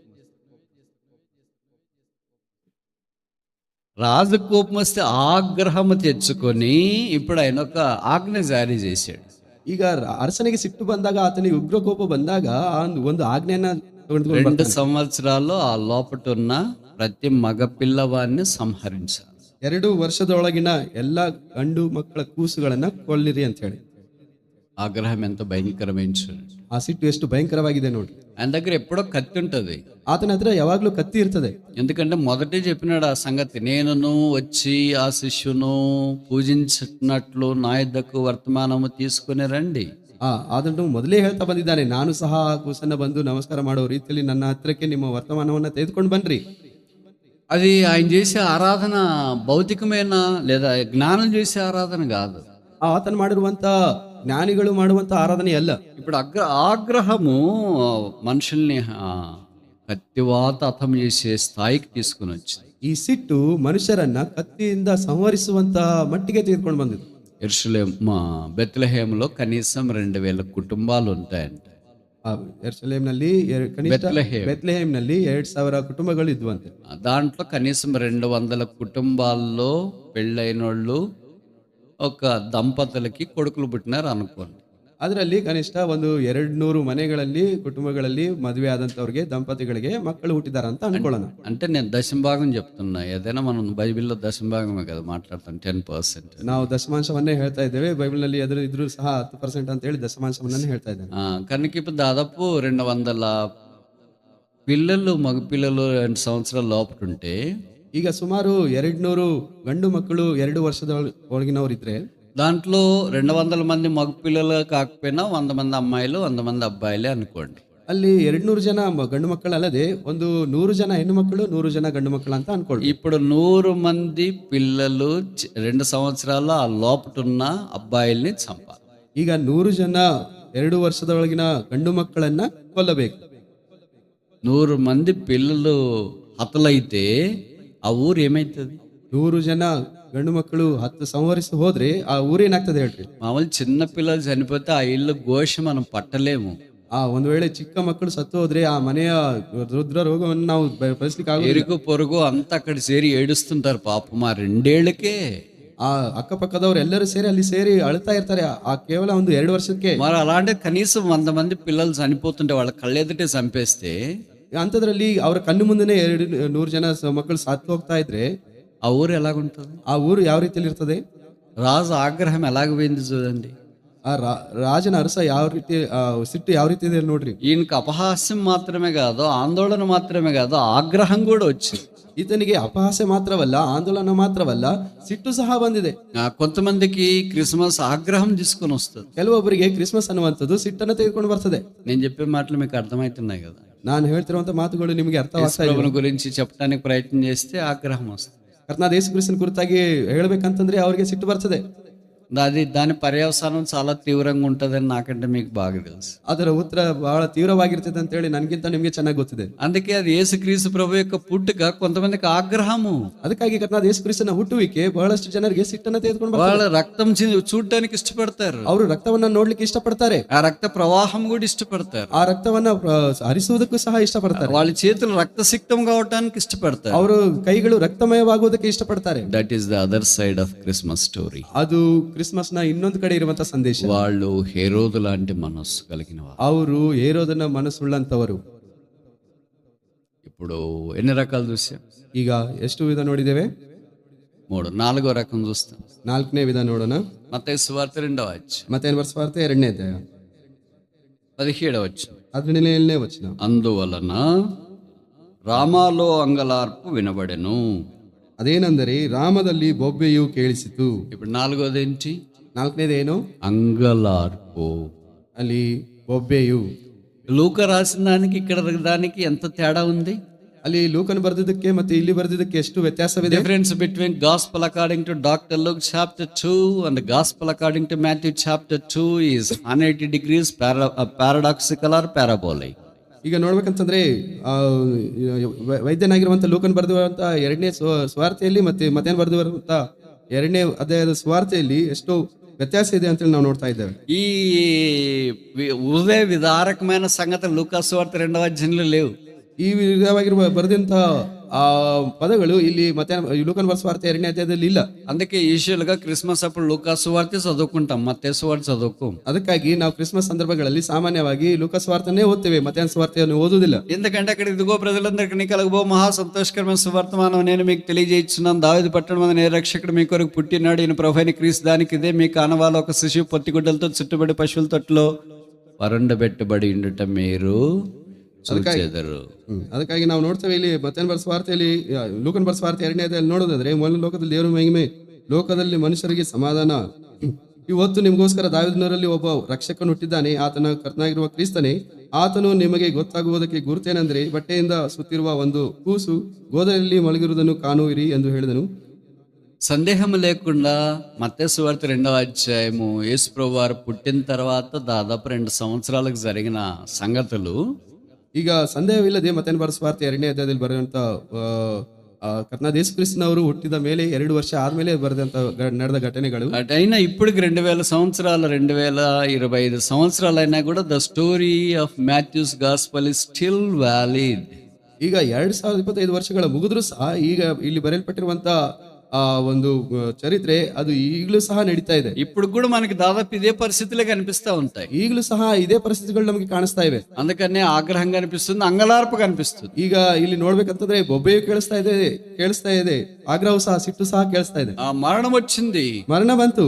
ఆ మరణాన్ని బట్టి ఆ ఊరు రామాలో అంగలార్పు వచ్చింది. ಅದಕ್ಕಾಗಿ ಆ ಮರಣದ ಕುರಿತಾಗಿ ಆ ರಾಮದಲ್ಲಿ ಬೊಬ್ಬೆಯು ಕೇಳಿಸ್ತು. ఒక ఊర్లో సాధారణంగా ఒక పల్లెటూరులో ఒకళ్ళిద్దరు చనిపోతేనే చాలా కఠోరమైన బాధ ఉంటది. అలాంటి దాదాపు 100 మంది అబ్బాయిలు వాళ్ళ కళ్ళెదుటే కత్తితో చంపేసిపోతే ఏ తల్లి భరిస్తుంది, ఏ తండ్రి భరిస్తారు?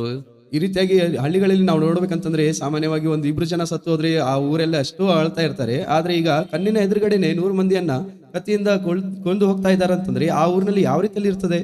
నేను ఈ మాటలు చెప్తే మీరు అనొచ్చు, దాపెట్టొచ్చు కదా బ్రదర్ పిల్లలు, మగ పిల్లల్ని అని. ನಾನು ಈ ಮಾತನ್ನ ಹೇಳಿದ್ರೆ ನಿಮ್ಗೆ ಅನ್ಕೊಳ್ಬಹುದು, ನೀವು ಕೇಳ್ಬೋದು, ಆ ಕೂಸುಗಳನ್ನ ಬಚ್ಚಿಡ್ಬೋದಾಗಿತ್ತಲ್ರಿ ಬದಡದ ಅಂತ ಹೇಳಿ. ఇలాంటి పనులే నిర్గమకాండంలో చేసినారు.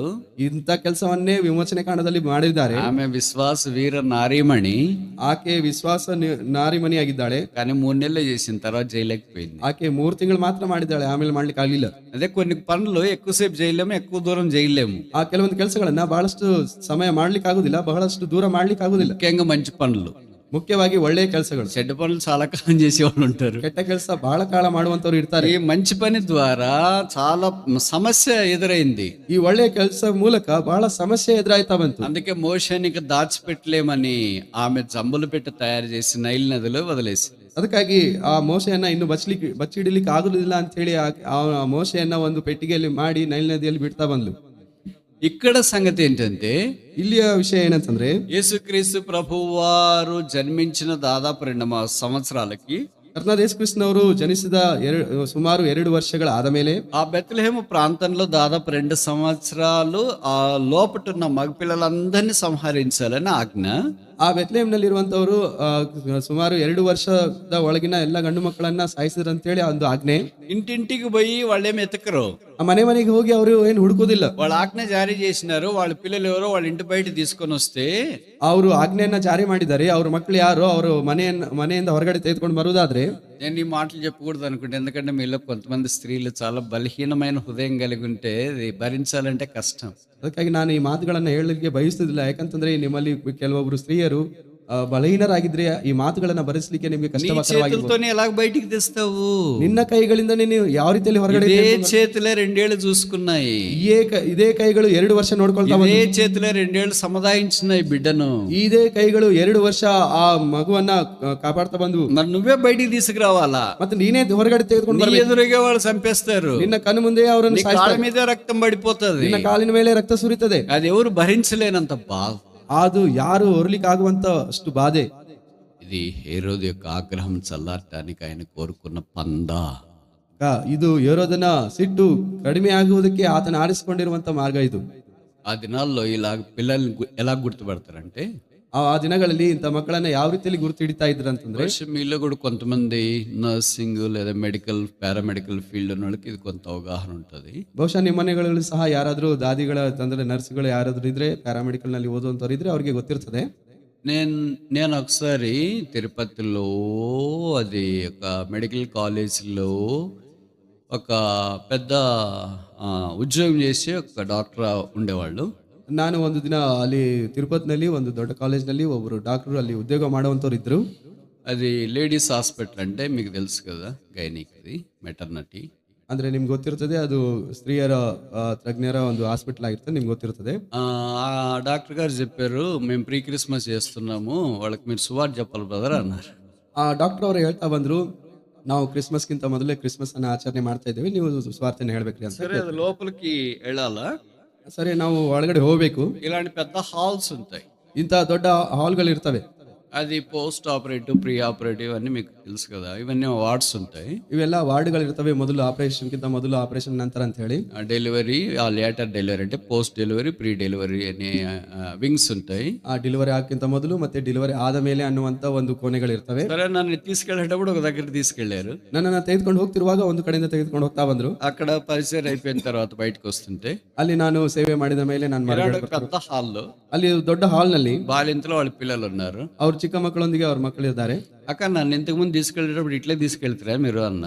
ಅಕ್ಕ, ಇದಕ್ಕಿಂತ ಮೊದಲು ನಾನು ತೆಗೆದುಕೊಂಡು ಹೋಗ್ತಿರುವಾಗ ಇಲ್ಲಿಂದ ತೆಗೆದುಕೊಂಡು ಹೋದ್ರಾ ಅಂತ ಕೇಳಿದೆ. అవును బ్రదర్, ఇట్లే తీసుకెళ్ళావా అన్నారు. ಹೌದು ಬ್ರದರ್, ಈಗ ಈ ಕಡೆಯಿಂದ ಕರ್ಕೊಂಡು ಹೋದ್ವಿ ಅಂತ ಹೇಳಿ. అప్పుడు చాలా నిశ్శబ్దంగా ఉంది, ఇప్పుడు ఏం పిల్లలందరూ ఏడుస్తున్నారు అన్న. ಅವಾಗ ಅಲ್ಲಿ ಬಹಳ ನಿಶಬ್ದವಾಗಿತ್ತು, ಈಗ ಏನು ಮಕ್ಕಳೆಲ್ಲ ಅಳ್ತಾ ಇದ್ದಾರೆ ಅಂತ ಕೇಳಿದೆ. ఈ పిల్లల సంగతి బహుశా మీకు తెలియదు అనుకుంటా బ్రదర్, ఒకడు ఏడిస్తే అందరూ ఏడుస్తారు. ನಿಮ್ಮ ఈ ಮಕ್ಕಳ ವಿಷಯ ನಿಮ್ಗೆ ಗೊತ್ತಿಲ್ಲ ಅನಿಸ್ತದೆ, ಒಬ್ಬನು ಅಳ್ತಾರೆ ಎಲ್ಲರೂ ಅಳ್ತಾರೆ ಅಂತ ಹೇಳ್ತಾರೆ. వాడికి ఎడ తెలుస్తుందో ఏమది, కానీ ఒకళ్ళు ఏడిస్తే మిగతా వాళ్ళంతా ఏడుస్తారు. వాడెందుకు ఏడుస్తున్నాడు, వాడెందుకు ఏడుస్తున్నాడు, వాడెందుకు ఏడుస్తున్నాడు, వాడెందుకు ఏడుస్తున్నాడు. ಅವ್ರಿಗೆ ಹೇಗೆ ಗೊತ್ತಾಗ್ತದೋ ಗೊತ್ತಿಲ್ಲ, ಒಬ್ಬನ ಹತ್ರ ಎಲ್ಲರೂ ಹೇಳ್ತಾರೆ ಅವ್ನು ಯಾಕೆ ಹೇಳ್ತಾನೆ, ಅವ್ನು ಯಾಕೆ ಹೇಳ್ತಾನೆ, ಅವ್ನು ಯಾಕೆ ಹೇಳ್ತಾನೆ ಅಂತ ಹೇಳಿ. అలాగ ఒకళ్ళు ఏడుపు మానేస్తే అందరూ మానేస్తారు. ಅದೇ ರೀತಿಯಲ್ಲಿ ಒಬ್ಬನು ಅಳುವುದನ್ನ ಬಿಟ್ರೆ ಎಲ್ಲರೂ ಸಹ ಬಿಡ್ತಾರೆ. ఇది మేము ప్రతిరోజు చూసే కార్యక్రమం. ಇದು ನಾವು ದಿನ ನೋಡುವಂತ ಕಾರ್ಯಕ್ರಮ. అలాగే ಅದೇ ರೀತಿಯಲ್ಲಿ ఈ ఫరో హేరోదు దినాల్లో కూడా ಈ ಹೇರೋದನ ದಿನಗಳಲ್ಲಿ ಸಹ ఒక్క వాళ్ళ ఐగుప్తీయుల పిల్లల్ని లేకపోతే వారికి సంబంధించిన పిల్లల్ని ఏడిపించి ఒక తోపుడు బండి మీద మనకు ఉదయాన్నే కూరగాయలు అమ్ముతారు కదా, కూరగాయలు అమ్మా అని ఇంటి దగ్గరికి వస్తారు, అట్లా తోపుడు బండి మీద ఆ పిల్లని ఏడిపిస్తా తీసుకొస్తారు. ಈ ರೀತಿಯಾಗಿ ಒಂದು ದಿನ ಅಲ್ಲಿ ಐಗುಪ್ತದಲ್ಲಿರುವಂತ ಪ್ರಜೆಗಳಿಗೆ ಆ ಕೂಸುಗಳನ್ನ ನಾವು ದೂಸ್ಕೊಂಡು ಹೋಗುವಂತ ಗಾಡಿ ಇರ್ತದಲ್ಲ, ಅದ್ರ ಮೇಲೆ ಹಾಕೊಂಡು ದಿನ ಬೆಳಗ್ಗೆ ತೆಗೆದುಕೊಂಡು ಬರ್ತಾರೆ. ఆ పిల్లోడు ఏడుస్తూ ఉంటాడు, ಆ ಮಗು ಅಳ್ತಾ ಇರ್ತಾನೆ, వాడిని ఏడ్చేటట్టు చేస్తారు. ಅವನು ಅಳುವಾಗೆ ಮಾಡ್ತಾರೆ. అని కొట్టు గిల్లు గిచ్చే వాడు ఏడుస్తూనే ఉంటాడు కంటిన్యూస్ గా. ಅವರನ್ನ ಹೊಡೆದು ಯಾವ್ದು ರೀತಿಯಲ್ಲಿ ಚೂಟೋ ಏನಾದ್ರು ಮಾಡಿ ಅವನು ಯಾವಾಗ್ಲೂ ಅಳ್ತಾನೆ ಇರ್ತಾನೆ. ఆ వీధిలో ఉండే పిల్లవాని యొక్క ఏడుపు విని ಆ ಬೀದಿಯಲ್ಲಿರುವಂತ ಆ ಮಗುವಿನ ಅಳುವನ್ನ ಕೇಳಿ మన ఇంట్లో మనం దాచిపెట్టిన పిల్లోడు ఏడవడం స్టార్ట్ చేస్తాడు. ನಮ್ಮ ಮನೆಯಲ್ಲಿ ಬಚ್ಚಿಟ್ಟಲ್ಪಟ್ಟಿರುವಂತ ಆ ಮಗು ಸಹ ಅಳ್ಳಿಕ್ಕೆ ಪ್ರಾರಂಭ ಮಾಡ್ತಾನೆ. ఏడవద్దని నోరెట్టు మూసి వస్తాడు. ಅಳಬಾರ್ದಂತೇಳಿ ನಾವು ಬಾಯಿ ಮುಚ್ಚಿದ್ರೆ ಏನಾಗ್ತದೆ, ಸತ್ತೋಗ್ತಾನೆ. ఇంకేం చేయాలా, ಈಗ ಏನ್ ಮಾಡ್ಬೇಕು? ఏడవద్దు అంటేనే సైనికుల లోపలికి వచ్చింటారు. ಅಳಬೇಡ ಅನ್ನೋದ್ರೊಳಗೆ ಸೈನಿಕರ ಒಳಗಡೆ ಬಂದ್ಬಿಟ್ಟಿರ್ತಾರೆ. ఎవరు ఏడుస్తున్నారు? ಯಾರು ಹೇಳ್ತಾ ಇದ್ದಾರೆ? మన కళ్ళెదుటే జరగాల్సిన దురాఘాతం జరిగిపోతాయి. ನಮ್ಮ ಕಣ್ಣು ಮುಂದೆ ನಡಿಬೇಕಾಗಿರುವಂತಹ ದುರಾಘಾತ ನಡೆದು ಹೋಗ್ತದೆ. This is the story of Christmas in the days of Herod as we see in the eyes of gospel according to Matthew. ನಾವು ಮತ್ತೆ ಸುವಾರ್ತೆಯಲ್ಲಿ ರೀತಿಯಲ್ಲಿ ನೋಡಿದಾಗ ಕ್ರಿಸ್ಮಸ್ನ ದಿನಗಳಲ್ಲಿ, ಹೇರೋದನ ದಿನಗಳಲ್ಲಿ ಯಾವ ರೀತಿಯಲ್ಲಿ ಕ್ರಿಸ್ಮಸ್ ಇತ್ತು ಅಂತ ಹೇಳಿ ನಾವು ನೋಡ್ಬೋದು. ఇప్పుడు 4 రకాలైన పరిస్థితులు చూసా. ಈಗ 4 ವಿಧವಾಗಿರುವಂತಹ ಪರಿಸ್ಥಿತಿಗಳನ್ನ ನೋಡ್ತಾ ಬಂದಿದ್ದೇವೆ. మొదటిదేంటి? ಮೊದಲನೇದೇನು? ఆందోళన. క్రిస్మస్ ఆందోళన తెచ్చింది కొంతమందికి. ಕೆಲವೊಬ್ಬರಿಗೆ ಕ್ರಿಸ್ಮಸ್ ಆಂದೋಲನ ತೆಗೆದುಕೊಂಡು ಬಂತು. రెండవది కొంతమందికి క్రిస్మస్ అపహాస్యం తెచ్చింది. ಎರಡನೇದಾಗಿ ಕೆಲವೊಬ್ಬರಿಗೆ ಕ್ರಿಸ್ಮಸ್ ಅಪಹಾಸ್ಯ ತೆಗೆದುಕೊಂಡು ಬಂತು. కొంతమందికి క్రిస్మస్ ఆగ్రహం తెచ్చింది. ಕೆಲವೊಬ್ಬರಿಗೆ ಕ್ರಿಸ್ಮಸ್ ಆಗ್ರಹವನ್ನ, ಸಿಟ್ಟನ್ನ ತೆಗೆದುಕೊಂಡು ಬಂತು. కొంతమందికి క్రిస్మస్ అంగలార్పు తెచ్చింది. ಕೆಲವೊಬ್ಬರಿಗೆ ಈ ಕ್ರಿಸ್ಮಸ್ ಬೊಬ್ಬೆ ತೆಗೆದುಕೊಂಡು ಬಂತು. ఈ 4 రకాలైన అనుభవాలే క్రిస్మస్ తెచ్చింటే ఈ బైబిల్ మనం చదవాల్సిన పని లేదు. మత్తయి సువార్త 2వ అధ్యాయం కూడా మనం చదవాల్సిన పని. ಈ 4 ವಿಧವಾಗಿರುವಂತಹ ಪ್ರಜೆಗಳೇ ಕ್ರಿಸ್ಮಸ್ ತೆಗೆದುಕೊಂಡು ಬಂದಿದ್ರೆ ಈ ಬೈಬಲ್ ಅನ್ನ ಓದುವಂತ ಅವಶ್ಯಕತೆ ಇರಲಿಲ್ಲ, ಮತ್ತೆ ಮತ್ತೇನು ಸುವಾರ್ತೆ ಬರೀಲಿಕ್ಕೆ ಅವಶ್ಯಕತೆ ಇರಲಿಲ್ಲ. 5వ అనుభవం కూడా ఉంది. 5ನೇ ಅನುಭವ ಸಹ ಇದೆ. ఏంటది? ಏನದು? మత్తయి సువార్త 2వ అధ్యాయం 10-11. ಮತ್ತೇನು ಸುವಾರ್ತೆ 2ನೇ ಅಧ್ಯಾಯ 10-11. వార నక్షత్రమును చూచి అత్యానందభరితులై. క్రిస్మస్ కొంతమందికి ఏం తెచ్చింది? అత్యానందం అంటే అత్య ప్లస్ ఆనందం. ಕ್ರಿಸ್ಮಸ್ ಎಲ್ಲರಿಗೆ ಏನ್ ತೆಗೆದುಕೊಂಡು ಅತ್ಯಂತ ಸಂತೋಷ. ఈ మొదటి 4 రకాలైన ప్రజలే కాకుండా ఇదొక 5వ రకమైన ప్రజలు, వీరు జ్ఞానులు. For Maggie's Christmas is a joyous celebration. ಅದಕ್ಕಾಗಿ ಈ 4 ವಿಧವಾಗಿರುವಂತಹ ಪರಿಸ್ಥಿತಿ ಜನಗಳು ಅಲ್ಲದೆ ಈ 5ನೇ ಪರಿಸ್ಥಿತಿಯ ಜನಗಳು ಸಹ ಇದ್ದಾರೆ. ಅವರಿಗೆ ಸಂತೋಷವನ್ನು ತೆಗೆದುಕೊಂಡು ಬಂದಿರುವಂತಹ ಕ್ರಿಸ್ಮಸ್ ಆಗಿದೆ. అత్యానందం, ಅತ್ಯಂತ ಸಂತೋಷ. very rarely this adjective is used in gospel according to Matthew. ಮತ್ತೇನು ಸುವಾರ್ತೆಯಲ್ಲಿ ಈ ರೀತಿಯಾಗಿ ಬಹಳ ವಿರಳವಾಗಿ ಈ ಒಂದು ಮಾತುಗಳನ್ನ ఈ విశేషణము మత్తయి సువార్తలో అరుదుగా వాడబడింది. అత్యానంద ಅನ್ನುವಂತ పద ఈ సువార్ತೆಯಲ್ಲಿ ಬಹಳ ಸಲ ಇಲ್ಲಿ ವಿಶೇಷವಾಗಿ మనం ఎవరన్నా అంటే ఏంటి చాలా ఆనందంగా ఉన్నారు బ్రదర్ అని, ನಾವು ಸಾಮಾನ್ಯವಾಗಿ ಎಲ್ಲರನ್ನ ಕೇಳ್ತಾ ಇರ್ತೀವಿ, ಬಹಳ ಆನಂದವಾಗಿದ್ದೀರಲ್ಲ ಬ್ರದರ್ ಅಂತ ಹೇಳಿ. ఏం పెళ్లి ఫిక్స్ అయింది బ్రదర్? ಏನ್ ಮದುವೆ ಫಿಕ್ಸ್ ಆಗಿದಾ ಬ್ರದರ್ ಅಂತ ಹೇಳಿ. పెళ్ళి అయిన తర్వాత తెలుస్తుందిలే నీ సంగతి అంటావు. ಮದುವೆ ಆದ್ಮೇಲೆ ಗೊತ್ತಾಗ್ತದೆ ನಿನ್ನ ವಿಷಯ ಅಂತ ಹೇಳಿ. అలాగా ఆనందం అంటే ఏం బ్రదర్ చాలా ఆనందంగా ఉన్నారే అని అంటాం, కానీ చాలా అత్యానందంగా ఉన్నారని అను. ಆನಂದವಾಗಿದೆಯಾ ಅಂತೇಳಿ ನಾವು ಕೇಳ್ತೇವೆ, ಆದ್ರೆ ಅತ್ಯಂತ ಆನಂದವಾಗಿದೆಯಾ ಅಂತ ನಾವು ಕೇಳೋದಿಲ್ಲ. Very rarely this word is used. ಇದು ಬಹಳ ಕಡಿಮೆಯಾಗಿ దేవునికి సంబంధించి ఇక్కడ వాడబడతా వచ్చి. ಇದು ದೇವರಿಗೆ ಸಂಬಂಧಿಸಲ್ಪಟ್ಟು నక్షత్రమును చూసి అత్యానందపడుతున్నారు. ಅವರು ನಕ್ಷತ್ರವನ್ನು ಕಂಡು ಅತ್ಯಂತ ಸಂತೋಷ ಪಟ್ಟರು. కనుక యేసుక్రీస్తు ప్రభు దగ్గరికి వస్తే ఏమొస్తుంది? ಅದಕ್ಕಾಗಿ ಕರ್ತನಾದ ಯೇಸು ಕ್ರಿಸ್ತನ ಹತ್ತಿರಕ್ಕೆ ಬರುವುದಾದ್ರೆ ಏನು ಬರ್ತದೆ ಹೇಳ್ರಿ? నిజమా? అత్యానందం వస్తుందా, దుఃఖం వస్తుందా? అత్యంత సంతోష బರ್ತదా ఇలా దుఃఖ బರ್ತదా? ఎవరైతే క్రిస్మస్ అంటే యేసునంటే, యేసు చూచి, యేసును విని, యేసును ఆరాధించి, యేసును పూజించి, యేసు ఎదుటి సాగిలి పడతారో వాళ్ళు అత్యానందపడతారు. ಅದಕ್ಕಾಗಿ ಯಾರಾದರೂ ಕರ್ತನಾದ ಯೇಸು ಕ್ರಿಸ್ತನನ್ನ ನೋಡಿ ಹತ್ತಿರಕ್ಕೆ ತೆಗೆದುಕೊಂಡು ಬಂದು ಆತನನ್ನ ಕೇಳಿ, ಆತನನ್ನು ಮಾತಾಡಿ, ಆತನನ್ನ ಸಾಷ್ಟಾಂಗರಿಗೆ ಆರಾಧಿಸ್ತಾರೋ ಅವರು ಅತ್ಯಂತ ಸಂತೋಷವನ್ನ ಪಡ್ತಾರೆ. వారు జ్ఞానులు, ಅವರು ಜ್ಞಾನಿಗಳು. ఇప్పుడు జ్ఞానులు కాని వారికి ఉన్న 4 అనుభవాలు చూసాం. ಇವರು ಜ್ಞಾನಿಗಳಲ್ಲದೆ ಇರುವಂತವರನ್ನ 4 ಅನುಭವಗಳನ್ನ ನೋಡ್ತಾ ಬಂದಿದ್ದಾರೆ. ఇప్పుడు జ్ఞానులకు ఎలాంటి అనుభవం ఉందో ఈ వాక్యంలో రాయబడుతూ వచ్చింది. ಈಗ ಜ್ಞಾನಿಗಳಿಗೆ ಯಾವ ಅನುಭವ ಇದೆಯೋ ಈ ವಾಕ್ಯದಲ್ಲಿ ಬರೆಯಲ್ಪಟ್ಟಿದೆ. సాధారణంగా జ్ఞానులు అయిన వారికి అంత ఏ విషయమైనా అత్యానందం కనిపించదు, అసలు ఆనందమే కనిపించదు వాళ్ళకి. ಸಾಮಾನ್ಯವಾಗಿ ನೋಡ್ಬೇಕಂತಂದ್ರೆ ಜ್ಞಾನಿಗಳಿಗೆ ಅವ್ರಿಗೆ ಯಾವ ವಿಷಯವೂ ಸಹ ಸಂತೋಷವಾಗಿ ಅನಿಸುವುದಿಲ್ಲ. మీరు అర్థం చేసుకోవటానికి నేను ఇలాగ చెప్పడానికి ప్రయత్నం చేస్తాను. కొంతమంది నోబెల్ లారెట్స్, నోబెల్ గ్రహీతలు ప్రైజ్ పొందిన వాళ్ళు ఉంటారు కదా, వాళ్ళ ఫోటోలు పేపర్లు వేస్తుంటారు. ఎవరైనా నవ్వినట్లు 32 పళ్ళు పెట్టినట్టు చూసినారా మీరు? ನಿಮ್ಗೆ ಅರ್ಥ ಆಗ್ಬೇಕಂತೇಳಿ ನಾನು ಒಂದು ಮಾತು ಹೇಳ್ತೇನೆ. ನೊಬೆಲ್ ಪ್ರಶಸ್ತಿ ಪಡೆದಂತವರು ಅವ್ರ ಫೋಟೋಗಳನ್ನ ಪೇಪರ್ನಲ್ಲಿ ಹಾಕ್ತಾ ಇರ್ತಾರೆ. ಅವ್ರು ಯಾರಾದ್ರೂ ಹಳ್ಳು ತೆಗೆದು ಕಿಸ್ದಂಗೆ ಇರ್ತದ? మామూలు మన వాళ్ళు ఏం లేకపోయినా కూడా నా ఇట్లిస్తూ ఉంటారు. ನಮ್ಮಲ್ಲಿ ಸಾಮಾನ್ಯವಾಗಿ ಜನರು ಏನಿಲ್ಲ ಅಂತಂದ್ರು ಅವ್ರು ನಗ್ತಾ ಇರ್ತಾರೆ. బట్ వాళ్ళు ఎలాగుంటారంటే అంత షాబీ, గడ్డము కటింగ్ కూడా చేయించుకోలేనట్లుగా, ఒకవేళ లేడీస్ అయితే ఇంకా షాబీగా అలాగా కనిపిస్తూ ఉంటారు ఫోటోలో. ಆ ರೀತಿಯಾಗಿ ಅವ್ರು ಯಾವ ರೀತಿಯಲ್ಲಿ ಇರ್ತಾರೆ ಅಂತಂದ್ರೆ ಗಡ್ಡವನ್ನ ಬಿಟ್ಟು ಕೂದಲುಗಳನ್ನೆಲ್ಲ ಬಿಟ್ಟು ಒಂದು ತರ ಅವ್ರು ಕಾಣಿಸ್ತಾ ಇರ್ತಾರೆ ಫೋಟೋಗಳಲ್ಲಿ. అంటే వాళ్ళని చూసిన వెంటనే అనిపిస్తుంది, అయ్యో పాపము ఇంత కష్టపడ్డాడు అయినా అని. ಅವ್ರಿಗೆ ನೋಡಿದ ತಕ್ಷಣ ನಮ್ಗೆ ಅನಿಸ್ತದೆ, ಅಯ್ಯೋ ಪಾಪ ಇಂದನು ಇಷ್ಟು ಕಷ್ಟಪಟ್ಟಾನ ಅಂತ ಹೇಳಿ. వాళ్ళకి సాధారణంగా సంతోషం అనేది అనిపించదు. ಅವ್ರಿಗೆ ಸಾಧಾರಣವಾಗಿ ಸಂತೋಷ నోబెల్ ప్రైజ్ వచ్చిందని చెప్పినా కూడా సంతోషం ఉండదు. నోబెల్ ప్రశస్తి ಬಂದಿದೆ ಅಂತ ಹೇಳಿದ್ರು ಸಹ ಅವ್ರಿಗೆ ಸಂತೋಷ ಇರುವುದಿಲ್ಲ. కానీ ఇక్కడ ఈ జ్ఞానులు యేసును చూచిన వెంటనే అత్యానందవర్తులయ్యారు. ಆದ್ರೆ ಇಲ್ಲಿ ಈ ಜ್ಞಾನಿಗಳು ಕರ್ತನಾದ ಯೇಸು ಕ್ರಿಸ್ತನನ್ನ ನೋಡಿದ ಕೂಡಲೇ ಅತ್ಯಂತ ಸಂತೋಷ ಪಟ್ಟರು. This is more than a Nobel prize. ಇದು ನೊಬೆಲ್ ಪ್ರೈಸ್ ಗಿಂತ ಜಾಸ್ತಿ ಹೆವೆನ್ಲಿ ಪ್ರೈಸ್. ಇದು ಪರಲೋಕದ ಪ್ರಶಸ್ತಿ. అందుకని అపోస్తలుడైన పౌలు అంటాడు కదా కొరింథీయులకు రాస్తూ 2వ పత్రికలోన, చెప్ప సఖ్యము కాని దేవుని వరమును బట్టి స్తోత్రములు. ಅದಕ್ಕಾಗಿ ಅಪೊಸ್ತಲನಾಗಿದ್ದ ಪೌಲನು 2ನೇ ಕೊರಿಂಥಿಯಲ್ಲಿ ಹೇಳ್ತಾ ಬರ್ತಾನಲ್ಲ, ನಾನು ಹೇಳಲಕ್ಕಾಗಿರುವಂತ ವರಕ್ಕಾಗಿ, ದೇವರ ವರಕ್ಕಾಗಿ ದೇವರಿಗೆ ಸ್ತೋತ್ರಗಳಂತ ಹೇಳಿ. What is Christ? ಕ್ರಿಸ್ತನಂತಂದ್ರೆ ಏನು? It's unspeakable gift. ಅದನ್ನು ಹೇಳಲ್ಲ ಶಕ್ಯವಾಗಿರುವಂತ ಒಂದು ವರ.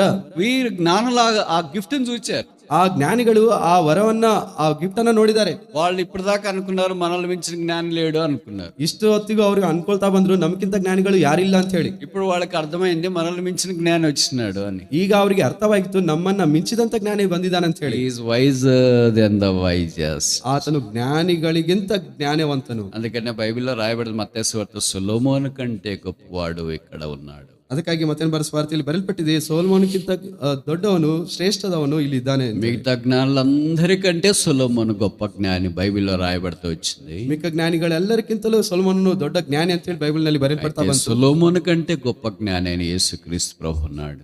ಆದ್ರೆ ಸೊಲೊಮೋನಕ್ಕಿಂತಲೂ ದೊಡ್ಡ ಜ್ಞಾನಿ ಕರ್ತನಾದ ಯೇಸು ಕ್ರಿಸ್ತನು ಇದ್ದಾನೆ. ఆ జ్ఞానిని జ్ఞానులు చూచిన వెంటనే వారి ఆనందానికి అవధులు లేకుండా పోయినాయి. ಆ ಜ್ಞಾನಿಯನ್ನ ಈ ಜ್ಞಾನಿಗಳು ನೋಡಿದ ಕೂಡಲೇ ಅವರ ಆನಂದಕ್ಕೆ ಯಾವುದೇ ಕೋಣೆ ಇಳದೆ ಹೋಯ್ತು. సాధారణంగా జ్ఞానులైన వారికి ఏదైనా కనిపెడితే గొప్ప సంతోషం ఉండాలా. ಯಾಕಂದ್ರೆ ಜ್ಞಾನಿಗಳಿಗೆ ಸಾಮಾನ್ಯವಾಗಿ ಏನಾದ್ರೂ ಕಂಡು ಹಿಡಿದ್ರೆ ದೊಡ್ಡ ಸಂತೋಷ ಆಗ್ಬೇಕು. ఏదైనా కంప్యూటర్ కనిపెడితే, మొబైల్ కనిపెడితే, ఇట్లా ఏదైనా వస్తువులు కనిపెడితే సంతోషం ఉండాలి. ಏನಾದ್ರೂ ಒಂದು ಮೊಬೈಲ್ ಆಗಿರ್ಬೋದು, ಕಂಪ್ಯೂಟರ್ ಆಗಿರ್ಬೋದು, ಯಾವ್ದೋ ಒಂದು ವಸ್ತುವನ್ನ ಕಂಡು ಹಿಡಿದಾಗ ಅವರಿಗೆ ಸಂತೋಷ ಆಗ್ತದೆ. They have not discovered the material, but they have discovered the Messiah.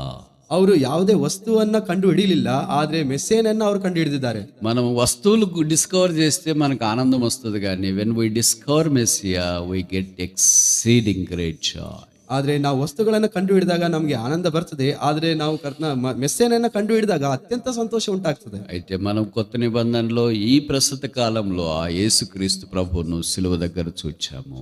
ಆದ್ರೆ ಈ ಹೊಸ ಒಡಂಬಡಿಕೆಯಲ್ಲಿ ಈ ಕಾಲದಲ್ಲಿ ಪ್ರಸ್ತುತ ಕಾಲದಲ್ಲಿ ನಾವು ಕರ್ತನಾದ ಯೇಸು ಕ್ರಿಸ್ತನನ್ನ ಆ ಶಿಲುಬೆ ಹತ್ರ ನೋಡ್ತಾ ಇದ್ದೇವೆ. ఆయన తల మీద ముళ్ళ కిరీటం, ಆತನ ತಲೆಯ ಮೇಲೆ ಮುಳ್ಳಿನ ఆయన ಕಿರೀಟ, ముఖం మీద ఉమ్మి, ಆತನ ಮುಖದ ಮೇಲೆ ಉಗುಳು, దేహమంతా కోడా దెబ్బలు, ಆತನ ದೇಹ ತುಂಬಾ ఆయన ಕೊಡೆಗಳಿಂದ ప్రక్కలో ಹೊಡೆತಗಳು, బల్లెపోటు, ಆತನ ಪಕ್ಕದಲ್ಲಿ ఆయన చేతులు కాళ్ళలో మేకులు, ಆತನ ಕೈಗಳಿಗೆ ಕಾಳುಗಳಿಗೆ ಮೊಳೆಗಳು, కారణం లేని దెబ్బలు ఎవరి కొరకు, ಕಾರಣವಿಲ್ಲದ ಹೊಡೆತಗಳು ಯಾರಿಗಾಗಿ, హేతువు లేని గాయాలు ఎవరి కొరకు, ಅದು ಮಾಗಿ ಹೋಗದಂತ ಗಾಯಗಳು ಯಾರಿಗಾಗಿ, నిర్దోషమైన నిష్కల్మషమైన నిందారహితమైన రక్త ప్రవాహం ఎవరి కొరకు, ನಿರ್ದೋಷವಾಗಿರುವಂತ ನಿಷ್ಕಲ್ಮಶವಾಗಿರುವಂತ ನಿರ್ದೋಷವಾಗಿರುವಂತ ಆ ರಕ್ತ ಪ್ರವಾಹ ಯಾರಿಗಾಗಿ, పాపులమైన మన కొరకే, ಪಾಪಿಗಳಾಗಿರುವಂತ ನಮಗಾಗಿಯೇ. పశువుల పాకలో నుండి కఠోరమైన శిలువను యేసు ఎక్కటానికి ఇష్టపడ్డాడు. ಪಶುಗಳ ತೊಟ್ಟಿಯಿಂದ ಕಠೋರವಾಗಿರುವಂತ ಶಿಲ್ಬೆಗೆ ಹತ್ಬೇಕಂತ ಹೇಳಿ ಕರ್ತನು ಇಷ್ಟಪಡ್ತಾ ಬಂದಿದ್ದಾನೆ. తద్వారా మనం ఆయన సింహాసనం మీద ఉండాలని దేవుని యొక్క ఉద్దేశం. ಅದರ ಮೂಲಕ ನಾವು ಆತನ ಸಿಂಹಾಸನದ ಮೇಲೆ ಇರ್ಬೇಕಂತೇಳಿ ದೇವರ ಉದ್ದೇಶ. అందుకే పేతురు రాస్తూ మొదటి పత్రికలో అంటాడు, Joy unspeakable full of glory. ಅದಕ್ಕಾಗಿ ಪೇತ್ರನು ಈ ರೀತಿಯಾಗಿ ಬರಿತಾ ಹೇಳ್ತಾ ಇದ್ದಾನೆ, ಹೇಳಲ್ಲ ಶಕ್ಯವಾಗಿರುವಂತ ಮಹಿಮಾಯುಕ್ತ ಪ್ರಭಾವವುಳ್ಳಂತ ಮಹಿಮೆ ಅಂತ ಹೇಳಿ. చెప్ప సఖ్యమును మహిమాయుక్తమైన సంతోషం. ಹೇಳಲ್ಲ ಶಕ್ಯವಾಗಿರುವಂತ ಪ್ರಭಾವದಿಂದ ಕೂಡಿರುವಂತ ಸಂತೋಷ. పేతురికి ఎప్పుడు సంతోషం ఇస్తుంది? ಯಾವಾಗ ಪೇತ್ರನಿಗೆ ಸಂತೋಷ ಬಂತು? ఇప్పుడు కొన్ని విషయాలు నేను చెప్తా, మీరు ఖచ్చితంగా ఏకీభవిస్తారు నాతో అనుకుంటా. ನಾನು ಕೆಲವೊಂದು ವಿಷಯಗಳನ್ನು ಕೇಳ್ತೇನೆ, ನೀವು ಖಚಿತವಾಗಿ ನನ್ನೊಂದಿಗೆ ಏಕೀಭವಿಸ್ತಾರೆ ಅಂತ ನಾನು ಅನ್ಕೊಳ್ತೇನೆ. చదువుకునే పిల్లలకి ఎప్పుడు సంతోషం? ಓದುವಂತ ಮಕ್ಕಳಿಗೆ ಯಾವಾಗ ಸಂತೋಷ? మంచి ర్యాంక్ వచ్చినప్పుడు సంతోషం. ಒಳ್ಳೆಯ ರ್ಯಾಂಕ್ ಬಂದಾಗ ಸಂತೋಷ. నిరుద్యోగికి ఎప్పుడు సంతోషం? ನಿರುದ್ಯೋಗಿಗೆ ಯಾವಾಗ ಸಂತೋಷ? ఉద్యోగం వచ్చినప్పుడు సంతోషం. ಉದ್ಯೋಗ ಬಂದ ಕೂಡಲೇ ಸಂತೋಷ. ప్రమోషన్ ఉద్యోగంలో ఉన్నప్పుడు ఎప్పుడు సంతోషం? ಉದ್ಯೋಗದಲ್ಲಿ ಇದ್ದಾಗ ಯಾವಾಗ ಸಂತೋಷ? ప్రమోషన్ వస్తే, జీతం పెంచితే, పర్క్స్ పెంచితే సంతోషం. ಆ ಪ್ರಮೋಷನ್ ಬಂದಾಗ ಆತನಿಗೆ ಏನಾದ್ರು ಸಂಬಳ ಜಾಸ್ತಿ ಆದಾಗ ಆತನಿಗೆ ಸಂತೋಷ. పెళ్లి కాని వ్యక్తికి ఎప్పుడు సంతోషం? ಮದುವೆ ಆಗದ ವ್ಯಕ್ತಿಗೆ ಯಾವಾಗ ಸಂತೋಷ? తర్వాత తెలుస్తుంది. ಆಮೇಲೆ ಗೊತ್ತಾಗ್ತದೆ. ఆ కొత్తగా పెళ్ళైన దంపతులకి ఎప్పుడు సంతోషం? ಹೊಸದಾಗಿ ಮದುವೆ ಆಗಿರುವಂತ ದಂಪತಿಗಳಿಗೆ ಯಾವಾಗ ಸಂತೋಷ? పిల్లలు వచ్చింది. ఆ పిల్లల్ని చూసి ఆ పిల్లలకి ఎప్పుడు సంతోషం? ಆ ಮಕ್ಕಳನ್ನು ನೋಡಿದಾಗ, ಆ ಮಕ್ಕಳು ಹುಟ್ಟಿದಾಗ ಅವ್ರಿಗೆ ಏನು ಸಂತೋಷ? ప్రతిదానికి సంతోషానికి ఒక లిమిట్లు ఉంటాయి, ఒక పద్ధతులు ఉంటాయి, ఒక ಪ್ರೋಟೋಕಾಲ್ ఉంటుంది. ಪ್ರತಿಯೊಂದಕ್ಕೂ ಸಂತೋಷಕ್ಕೆ ಒಂದು ನಿಯಮಿತ ಪರಿಮಿತಿ ಇರ್ತದೆ, ಅದಕ್ಕೆ ಒಂದು ಸರಿಯಾಗಿರುವಂತ ದಾರಿ ಇರ್ತದೆ. ఇక్కడ జ్ఞానుల దగ్గరికి వస్తే, ಆದ್ರೆ ಇಲ್ಲಿ ಜ್ಞಾನಿಗಳ ಹತ್ರಕ್ಕೆ ಬರುವುದಾದ್ರೆ, రక్షణ పొందిన మనకైతే, ರಕ್ಷಣೆ ಹೊಂದಿರುವಂತ ನಮಗಾದ್ರೂ మన పాపాలు క్షమించబడితే గొప్ప సంతోషం. ನಮ್ಮ ಪಾಪಗಳು ಕ್ಷಮಿಸಲ್ಪಟ್ಟರೆ ದೊಡ್ಡ ಸಂತೋಷ. మనము దేవుని ఉగ్రత నుండి దేవుని ప్రేమలోనికి వస్తే సంతోషం. ನಾವು ದೇವರ ಉಗ್ರತೆಯಿಂದ ದೇವರ ಪ್ರೀತಿಗೆ ಬರುವುದಾದ್ರೆ ಸಂತೋಷ. నరకము నుండి పరలోకముకు వస్తే సంతోషం. ನರಕದಿಂದ ಪರಲೋಕಕ್ಕೆ ಬಂದ್ರೆ ಸಂತೋಷ. పాపం దొర్లిపోతే సంతోషం. ಪಾಪವು ತೊಲಗಿ ಹೋದ್ರೆ ಸಂತೋಷ. చెప్పన శక్యమైన మహిమాయుక్తమైన సంతోషం మన హృదయంతరంగంలో ఏలుతూ ఉండాలని ఆ రక్షకుడైన యేసు మన కొరకు ఈ భూమి మీద నరావతారిగా అవతరించాడు. ಹೇಳಲ್ಲ ಶಕ್ಯವಾಗಿರುವಂತ ಮಹಿಮಾಯುಕ್ತವಾದ ಸಂತೋಷ ನಮ್ಮ ಹೃದಯದಲ್ಲಿ ಆಳ್ಬೇಕಂತೇಳಿ ಆ ಸಂತೋಷವನ್ನ ದೇವರು ಕೊಡ್ತಾ ಇದ್ದಾನೆ. ఇంకా ఎవరైనా యేసుని అంగీకరించకుండా ఉంటే, ಇನ್ನು ಯಾರಾದ್ರೂ ಕರ್ನಾದ ಯೇಸು ಕ್ರಿಸ್ತನನ್ನ ಅಂಗೀಕರಿಸದೇ ಇದ್ರೆ, యేసు ప్రభువును మీకు పరిచయం చేస్తున్నా. ಈ ರಾತ್ರಿ ಕರ್ನಾದ ಯೇಸು ಕ್ರಿಸ್ತನನ್ನ ನಿಮಗೆ ಪರಿಚಯ ಮಾಡ್ತಾ ಕೊಡ್ತಾ ಇದ್ದೇನೆ. క్రిస్మస్ అంటే నీకు ఆందోళన అవసరం లేదు. ಕ್ರಿಸ್ಮಸ್ ಅಂತಂದ್ರೆ ನಿಂಗೆ ಆಂದೋಲನ ಅವಶ್ಯಕತೆ ಇಲ್ಲ. క్రిస్మస్ అంటే నీకు అపహాస్యం అవసరం లేదు. ಕ್ರಿಸ್ಮಸ್ ಅಂತಂದ್ರೆ ಅಪಹಾಸ್ಯ ನಿನ್ಗೆ ಅವಶ್ಯಕತೆ ಇಲ್ಲ. క్రిస్మస్ అంటే నీకు ఆగ్రహం అక్కర్లేదు. ಕ್ರಿಸ್ಮಸ್ ಅಂತಂದ್ರೆ ನಿಂಗೆ ಸಿಟ್ಟು ಅವಶ್ಯಕತೆ ಇಲ್ಲ. క్రిస్మస్ అంటే నువ్వు అంగలార్చాల్సిన పని లేదు. ಕ್ರಿಸ್ಮಸ್ ಅಂತಂದ್ರೆ ನೀನು ಗೋಳಾಡುವಂತ ಅವಶ್ಯಕತೆ ಇಲ್ಲ. క్రిస్మస్ అంటే నీకు అత్యానందం. ಕ್ರಿಸ್ಮಸ್ ಅಂತಂದ್ರೆ ಅತ್ಯಂತ ಸಂತೋಷ. నీకు బట్టలు లేకపోయినా, ನಿನಗೆ ಬಟ್ಟೆಗಳು ಇಲ್ಲದೇ ಇದ್ರು, నీకు డెకరేషన్ ನಿನಗೆ లేకపోయినా, ಡೆಕೋರೇಷನ್ ಇಲ್ಲದೇ ಇದ್ರು, నేను పట్టించుకునేవాళ్ళు లేకపోయినా, ನಿನ್ನ ಹಚ್ಕೊಳ್ಳೋರು ಯಾರಿಲ್ಲ నువ్వు ಇದ್ರು, అనాది అయినా, ನೀನು ಅದೇ ರೀತಿಯಲ್ಲಿ ಹೋದ್ರು, నువ్వు ఒక్కడవే ఉన్నా, ನೀನು ಒಬ್ಬನೇ ಇದ್ದರು, నీ ప్రియమైన వారు ఈ లోకాన్ని ఇడిచిపెట్టినా, ನಿನ್ನ ಪ್ರಿಯರಾದಂತವರು ಈ ಲೋಕವನ್ನ ಬಿಟ್ಟು ಹೋದ್ರು, నువ్వు పుట్టింటికి వెళ్ళకపోయినా, ನೀನು ಹುಟ್ಟು ಮನೆಗೆ ಹೋದೇ ಇದ್ರು, నువ్వు మెట్టింట్లో ఉన్నా, ನೀನು ಯಾವುದೇ ಮನೆಯಲ್ಲಿ ಇದ್ರು, నువ్వు ఎక్కడున్నా సరే, ನೀನು ಎಲ್ಲಿದ್ರು ಸರಿ, Christmas is not based upon things that are around us, but based upon a person who is born. Christmas ಅನ್ನುವಂಥದ್ದು ನಮ್ಮ ಸುತ್ತಲೂ ಇರುವಂತಹ ಪರಿಸ್ಥಿತಿಗಳಿಗೆ ಅಲ್ಲ, ಅದು ಎದರ ಮೇಲೆ ಇದಾಗಿದೆ ಅಂತಂದ್ರೆ ಕರ್ನಾದ ಯೇಸು ಕ್ರಿಸ್ತನು ಹುಟ್ಟಿದಾನ ಅಂತ. ಅದಕ್ಕಾಗಿ సో మనం క్రిస్మస్ అంటే దిగులుగా ఉంటే అర్థం ఏంటంటే జీసస్ ఈస్ నాట్ బోర్న్. ನಾವು ಕ್ರಿಸ್ಮಸ್ ಅಂತಂದ್ರೆ ನಾವು ಇನ್ನು ದಿಗಿಳಿನಲ್ಲಿ ಇದ್ರೆ ಆ ಅರ್ಥ ಏನಂತಂದ್ರೆ ಕ್ರಿಸ್ತನು ಹುಟ್ಟಲಿಲ್ಲ ಅಂತ ಹೇಳಿ. నిజమే? Is it true? ಅದು ಸತ್ಯನಾ? లేదు బ్రదర్, పుట్టాడు కానీ మాకు బట్టలు తీసుకురాలేదు ఇంటికి. ಇಲ್ಲ ಬ್ರದರ್, ಹುಟ್ಟಿದಾನೆ ಆದ್ರೆ ನಮ್ಮ ಬಟ್ಟೆಗಳನ್ನ ತೆಗೆದುಕೊಂಡು ಬರ್ಲಿಲ್ಲ, మాకు మంచి వంటలు చేయలేదు, ನಮ್ಗೆ ಒಳ್ಳೆ ಅಡಿಗೆ మా ಮಾಡಿ ఊరికి పంపించలేదు, ನಮ್ಮನ್ನ ಊರಿಗೆ ಕಳಿಸ್ಲಿಲ್ಲ, మేము అనుకునేది జరగలేదు. ನಾವು ಅನ್ಕೊಂಡಿದ್ದು ಆಗ್ಲಿಲ್ಲ. This is bond, this true, ಕ್ರಿಸ್ತನ್ ಹುಟ್ಟಿದಾನೆ, ಅದು ಸತ್ಯ, బట్ మేము అనుకున్నట్లు జరగలేదు. ಆದ್ರೆ ನಾವು ಅನ್ಕೊಂಡಿದ್ದ ರೀತಿಯಲ್ಲಿ ಆಗ್ಲಿಲ್ಲ. Christmas is A celebration of person. ಆ ಕ್ರಿಸ್ಮಸ್ ಅನ್ನುವಂಥದ್ದು ಆ ಒಂದು ಮನುಷ್ಯನ ಅಂದ್ರೆ యేసుక్రీస్తు ప్రభువారిని అనుభవించుటే క్రిస్మస్. ಕರ್ನಾದ ಯೇಸು ಕ್ರಿಸ್ತನನ್ನ ಅನುಭವಿಸುವುದೇ ಕ್ರಿಸ್ಮಸ್. పస్తున్న ఆ ಹಸಿವಿನಿದ್ರು, పస్తున్న దిగంబరత్వం ఉన్న, పేదరికం ఉన్న, కన్నీరున్న, బాధ ఉన్న, ఒంటరితనం ఉన్న, వేదన ఉన్న, కృంగదాలు ఉన్న, అవమానం ఉన్న, రోగం ఉన్న, ఏ పరిస్థితి ఉన్నా సరే యేసుక్రీస్తు ప్రభువారిని అనుభవించుటే ಕ್ರಿಸ್ಮಸ್. ಅಂದ್ರೆ ಉಪವಾಸವಿದ್ರು ಸಹ, ಒಬ್ಬಂಟಿಗನಾಗಿದ್ರು ಸಹ, ದಿಗಿಲಿನಲ್ಲಿದ್ರು ಸಹ, ದುಃಖದಲ್ಲಿದ್ರು ಸಹ, ಇಕ್ಕಟ್ಟಿನಲ್ಲಿದ್ರು ಸಹ, ಎಂತ ಪರಿಸ್ಥಿತಿಯಲ್ಲಿ ಇದ್ರು ಸರಿ ಕರ್ನಾದ ಯೇಸು ಕ್ರಿಸ್ತನನ್ನ ಅನುಭವಿಸುವುದೇ ಕ್ರಿಸ್ಮಸ್. నీకు యేసు ప్రభు లేకుండా మంచి సూట్ వేసుకుని, డ్రెస్ వేసుకుని, కాస్మెటిక్స్, క్రిస్టియన్ డయర్, న్యాచురల్స్, అంత మేకప్ అన్నీ నువ్వు కలిగి ఉన్నా, యేసు ప్రభు లేకపోతే అది నీకు మొన్న వెళ్ళిపోయింది December 25. ಅದಕ್ಕಾಗಿ ಕ್ರಿಸ್ಮಸ್ ಒಂದ್ ವೇಳೆ ಎಲ್ಲ ಇದ್ಕೊಂಡು ನೀನು ಕ್ರಿಸ್ತನ್ ಇಲ್ಲದೆ ನೀನು ಎಷ್ಟು ಮುಖಕ್ಕೆ ಎಷ್ಟು ಹಚ್ಕೊಂಡ್ರು ಸಹ, ಒಂದ್ ವೇಳೆ ಕ್ರಿಸ್ತನ್ ನಿನ್ನಲ್ಲಿ ಇಲ್ಲದೆ ಇದ್ರೆ ಅದು ಕ್ರಿಸ್ಮಸ್ ನಿನ್ಗೆ ಅಲ್ಲ, ಅದು ಕ್ರಿಸ್ಮಸ್ ಮೊನ್ನೆನೆ ಮುಗಿದೋಯ್ತು. యేసును అంగీకరించి ఆయనను రక్షకుడిగా స్వీకరించాలని బతిమలాడుతూ, ಅದಕ್ಕಾಗಿ ಕರ್ತನನ್ನ ಅಂಗೀಕರಿಸಿ ಆತನನ್ನ ರಕ್ಷಕನನ್ನಾಗಿ ಅಂಗೀಕರಿಸಬೇಕಂತೇಳಿ ನಾವು ನಿಮ್ಮನ್ನ ಬೇಡಿಕೊಳ್ತಾ ಇದ್ದೇವೆ. వారు ఆ నక్షత్రమును చూచి అత్యానంద భరితుల ఇంటిలోనికి వెళ్ళి యేసును ఆరాధించిరి. ಅವರು ಆ ನಕ್ಷತ್ರವನ್ನು ಕಂಡು ಅತ್ಯಂತ ಸಂತೋಷಪಟ್ಟರು ಮತ್ತು ಆ ಮನೆಯೊಳಕ್ಕೆ ಹೋಗಿ ಕೂಸು ಅದರ ತಾಯಿಯನ್ನು ಆ ಸಾಷ್ಟಾಂಗ ನಮಸ್ಕಾರ ಮಾಡಿದರು. ನಾವು ಪ್ರಾರ್ಥನೆ ಮಾಡಿಕೊಳ್ಳೋಣ.